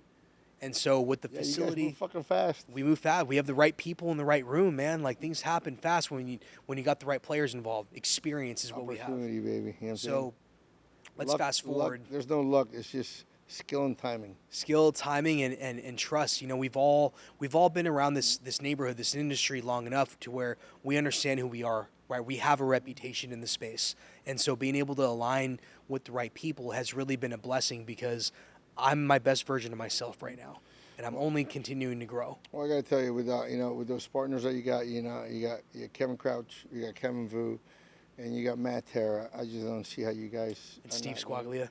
And Steve Squaglia. I don't see how you guys aren't going to be a force to be reckoned with in this industry. What's in the future for Connect? Yep. What's in the future for Powrhouse? So starting with Connect, like the evolution continues, the discussion of the science of smokeability, which I was going to roll a joint here to kind of go through the breakdown process. I didn't but- give you a chance. No, that's okay. But I'll twist something up here. I do want to touch briefly on the breakdown because I do believe as we start seeing all these other competitions out there, it's like, how do they judge, right? What is the judging process? Well, I know what we do at Powrhouse. Again, I'm a data guy, so every team member gets a 10-gram sample from every cultivar, from every harvest, but they're required to fill out the form, the QC form. And so it's got a lot of questions on there on, did you single mill it? Did you double mill it? Did you use a glass tip? Did you use a paper tip? Did you raw dog it? Did you smoke a blunt? How was the flavor? How was the aroma? How was the combustibility? How was the ash color and structure? All of these things that we've been gathering from. So again, I have my process, but we're gathering a lot of data from other people within the community. Hey, as Josh, well. we need him to share that piece of paper.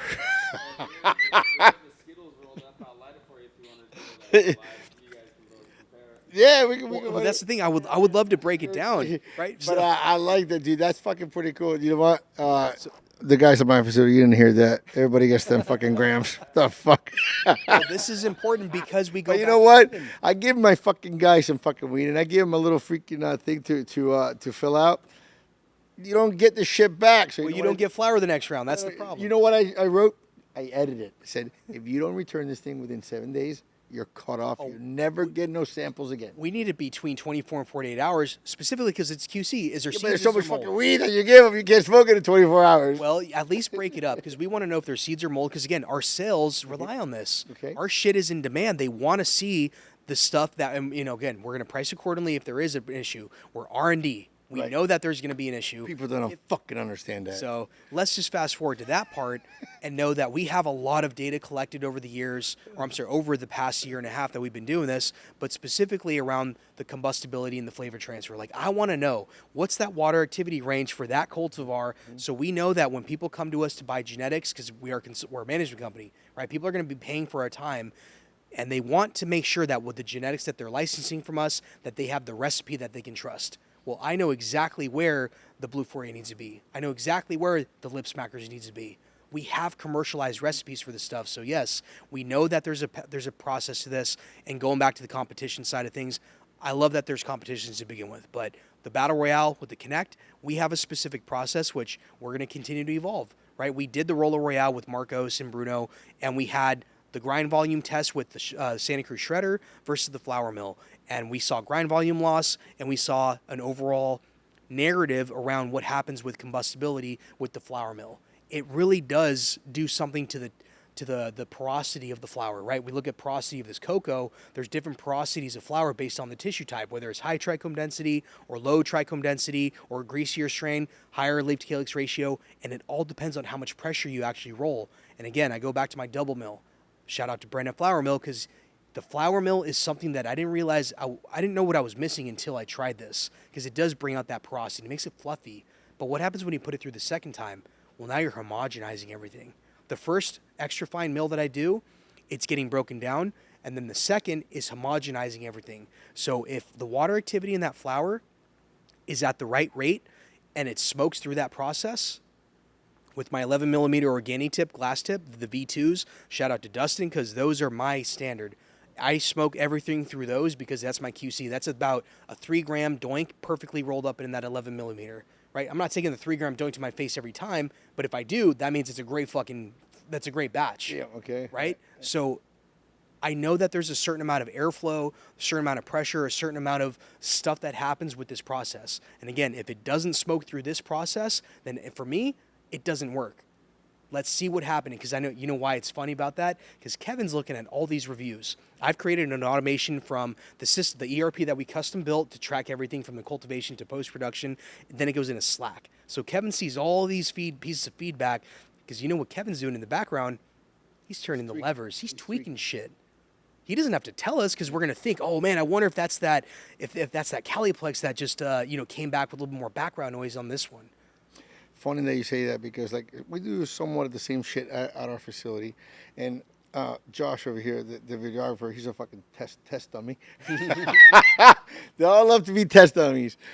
They love to be test dummies. So fucking Josh hands these motherfucker a bag, and it says, it says on the bag, what kind of nutrients were used, right? And then same strain, and they go, and then they smoke it, and then there's some people that are partial because of their upbringing, their history, whatever they use, what they didn't use, and I'm like, Josh, we can't do this. Listen, you can't give the test fucking dummies. I'm not calling you a dummy, just a tough dummy, the fucking whatever. Focus group. Yeah, the fucking bags that say which nutrient it is. They gotta be, because this guy's, he's gonna go tell the other test dummies. This one was grown with this nutrient, right? And then they're partial to the fucking result, because we're human. We're partial. We have a feeling. So no. Somebody's got to roll the fucking joint, and then you got to put a slash on by the filter side. One slash is X. You're the only one that fucking knows what nutrients were used or what additive or whatever the fuck was different. Yeah. You're the only one that's got to know. Don't tell them. Smoke this. Tell me you want 1 slash, 2 slash. That's what it is. That's all you need to. That's all they fucking need to know. Yep. Be totally unbiased. So I know all about what you're saying about the fucking test. It's important, man. Like, again, we can't just be so insular. Like, we give our flour to a bunch of people to get the feedback as well. A lot of trusted connoisseurs that smoke heavily around Sacramento, man. Like, we're blessed to have this kind of network around us. So we have a very good, diverse group of QC people, and that's again why I like my process. And if it doesn't smoke through the double mill with an 11 millimeter tip, with the amount of pressure that I'm putting on it, and lighting with the torch is very important. I think that if you light with the lighter, it's going to burn unevenly when you start to actually go through it. That's just my thing. So I really like the torch aspect of it. But being able to actually get that soft velvet pillowy, because I do French inhales. Like my first initial couple tokes, I'm going super hard pulls and French inhaling it so it goes through my olfactory so I can taste it. Right? We go back to food and wine pairing, bro. Taste. It's all about the fucking taste. And if it's About the harsh, Taste. Nah, it's done. this is where it's at, man. And like, if it's harsh at that first third, I always look at the thirds, first, second, and third, right? So if that first third is unenjoyable to go through my olfactory, why am I going to continue? Oh, but I've heard the argument, it's got to get legs. It's getting better as it goes through. Nah. I personally think that the first 2 or 3 hits are the most purest form of that flower. It's the greens in the bowl that we used to smoke, you know? I want the greens. You know what? Funny thing, talk about bowls. There's those people that grab the fucking biggest fucking bowl, glass bowl, and they pack that motherfucker, and then they start hitting it and hitting again. Dude, go get the smallest bowl possible. The smallest bowl possible. Put just enough that you're going to do in one hit. You light the lighter, boom, and it's done. It's clear. You don't fucking pack this bowl with a shit ton of fucking weed, light it, and give the ash to the next guy to fucking do a hit. The fuck out of here. The fuck out of here, dude. You want to call it a freshie. We used to call that a freshie. You want a freshie every time. Whereas the natural essence of that herb, you want to inhale it and fucking and smoke it. Just a small hit, one hit. If you can do it in one hit, that's as big as it fucking needs to be. Yeah. Clean the bowl, put another new one. You know what I'm saying? Or if it was a little bit bigger, then you only torch the side that you hit. Leave this side untouched. It gets flavor. Don't torch the whole thing. I like that. Yeah, get a little flavor. Fucking, don't burn the whole fucking thing. Man, I always look back on what we're doing at the science, with the science of smokeability and how things are innovating, and it comes back to water activity, comes back to tissue types, comes back to trichome density, comes back to processing and packaging that locks in that water activity. Because you know what these bags are? You walk into the grocery store and you see the prepackaged salads. It's a lung exhaustion. It's not just a plastic bag. It's a mesh. It's literally exhausting one way the chlorophyll and all the things that are exhausting, but keeping the volatile organic compounds and aromatics inside the flower, so you get that texture, get that sponginess in there. And so for me, I'm locking in the water activity, and as I'm breaking it down, you can tell like how our weed's sticky. Our weed is still sticky. It brings me back to the old days because Synganics, right? We're adding microbes to the root zone. We're foliar spraying up to day 18. We have actually 5 different foliars that go through day 18, one of those being an IPM. So as you start building in all the things that go through that process, you're like, holy shit, this feels wet, but it's not. It's at like 0.55 to 0.58, like right around that range. And you start thinking, oh my goodness, like all this other weed is just dry. That's why it burns fast and it burns harsh. Again, that first initial thick, cloudy pull that I go through my olfactory is very important. There's a reason why the tobacco industry has humidors. Yes. You know what I'm saying? Because if you dry the shit out of a fucking cigar, it's just fat, and you lit it, and that freaking cherry in there was red hot, and you inhale it, it would actually burn your throat. Oh, yeah. It would burn your throat. But the moisture ratio that is correct in that tobacco, it has some moisture that kind of almost soothes the smoke in your throat. The same thing with fucking weed. Too dry a weed is just harsh. And it could be good weed. It was just too dry. So you got to have somewhat of a moisture, something of what do you call it? Water activity. There's the water activity, which is your safety measurement, but it's also helping us dial in I review it as the quality measurement, right? Yes, it's a safety barrier, but moisture content is just the overall amount of moisture in that flower. Water activity is the amount of humidity in the flower, right? It's unbound. Where is it at? So when you smoke a joint, you see the ash, you see little black spots, salt and pepper. That just means that there's higher levels of water activity in those little black spots. So what happens when you double mill it? You're homogenizing it. Yeah, it's just fucking even, fucking white, fucking perfect. That's why I'm such a big proponent of take the extra time to double mill it and being able to see if it's actually combusting at the right rate and it's not running and it is getting that beautiful sandcastle, like powdery ash structure. It's not about the color. Like, it could be gray. It didn't really matter. The white ash thing, I think, is it's challenging because again, I've smoked some very flavorful smooth weed all the way down to the tip, and it was not bone white ash. It was like a gray. And there's something around this because like when the ash fell off, I always touch it. I'm like, okay, is it sandy or is it powdery? I want powdery. And shout out to Kevin because his shit is powdery. And that's why I know what he's doing in the grow room, and he's paying attention to these scores that we're doing. It's working. So we can grow 4 pounds of light. We can grow all these pretty fucking packs, but what's really getting earnings per light? What are we doing? We're commercial cultivators at scale. We're trying to make sure that what we're doing works because, again, at the end of the day, the consumer's buying this product at the shelves, and I want them to have the same experience that we have pulling flower out of our cure room, out of the vault, out of a grove bag, as they do off the retail shelf. That's why we're only going after the half-ounce market right now. I just want to go for the smokers. You're going to get a really good deal for a half ounce. I think it'll be like $150 on a deal day at Vibe, and like a non-deal day, it'll be like 170, 180, somewhere around there. But again, you're getting a half ounce of shit that smokes, and we're only putting stuff in there that passes our QC test. Sick. And I like the thing that you said you're gonna put there what room it came from. That's pretty fucking cool. Yeah, that's pretty cool. Awesome. Fuck. You know what? I gotta tell you, it's been fucking a pleasure. Thank you. To have you here. Very interesting. Congratulations to you and your team. Thank you. To Kevin Crouch, to Kevin Vu, and all the other team members. Matt and Steve, we have so much on the horizon. Like I wish we had another 3 hours, but I know it's getting to that hour. We got dinner waiting. Believe it is fucking 3 fucking hours. Yeah, man. Yeah, I'm down for a part 2, man. There's so much happening in the background. Definitely fucking very enjoyable. I'm glad that you didn't bring Kevin Crouch because he deserves his own fucking podcast. For sure. And I like to end it with a word of the sponsors.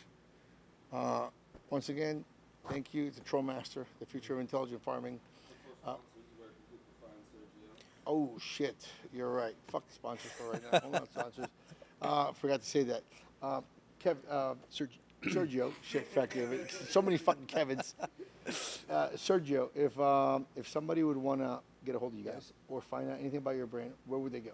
Sure. So my personal handle is Sergio_the Custodian on Instagram.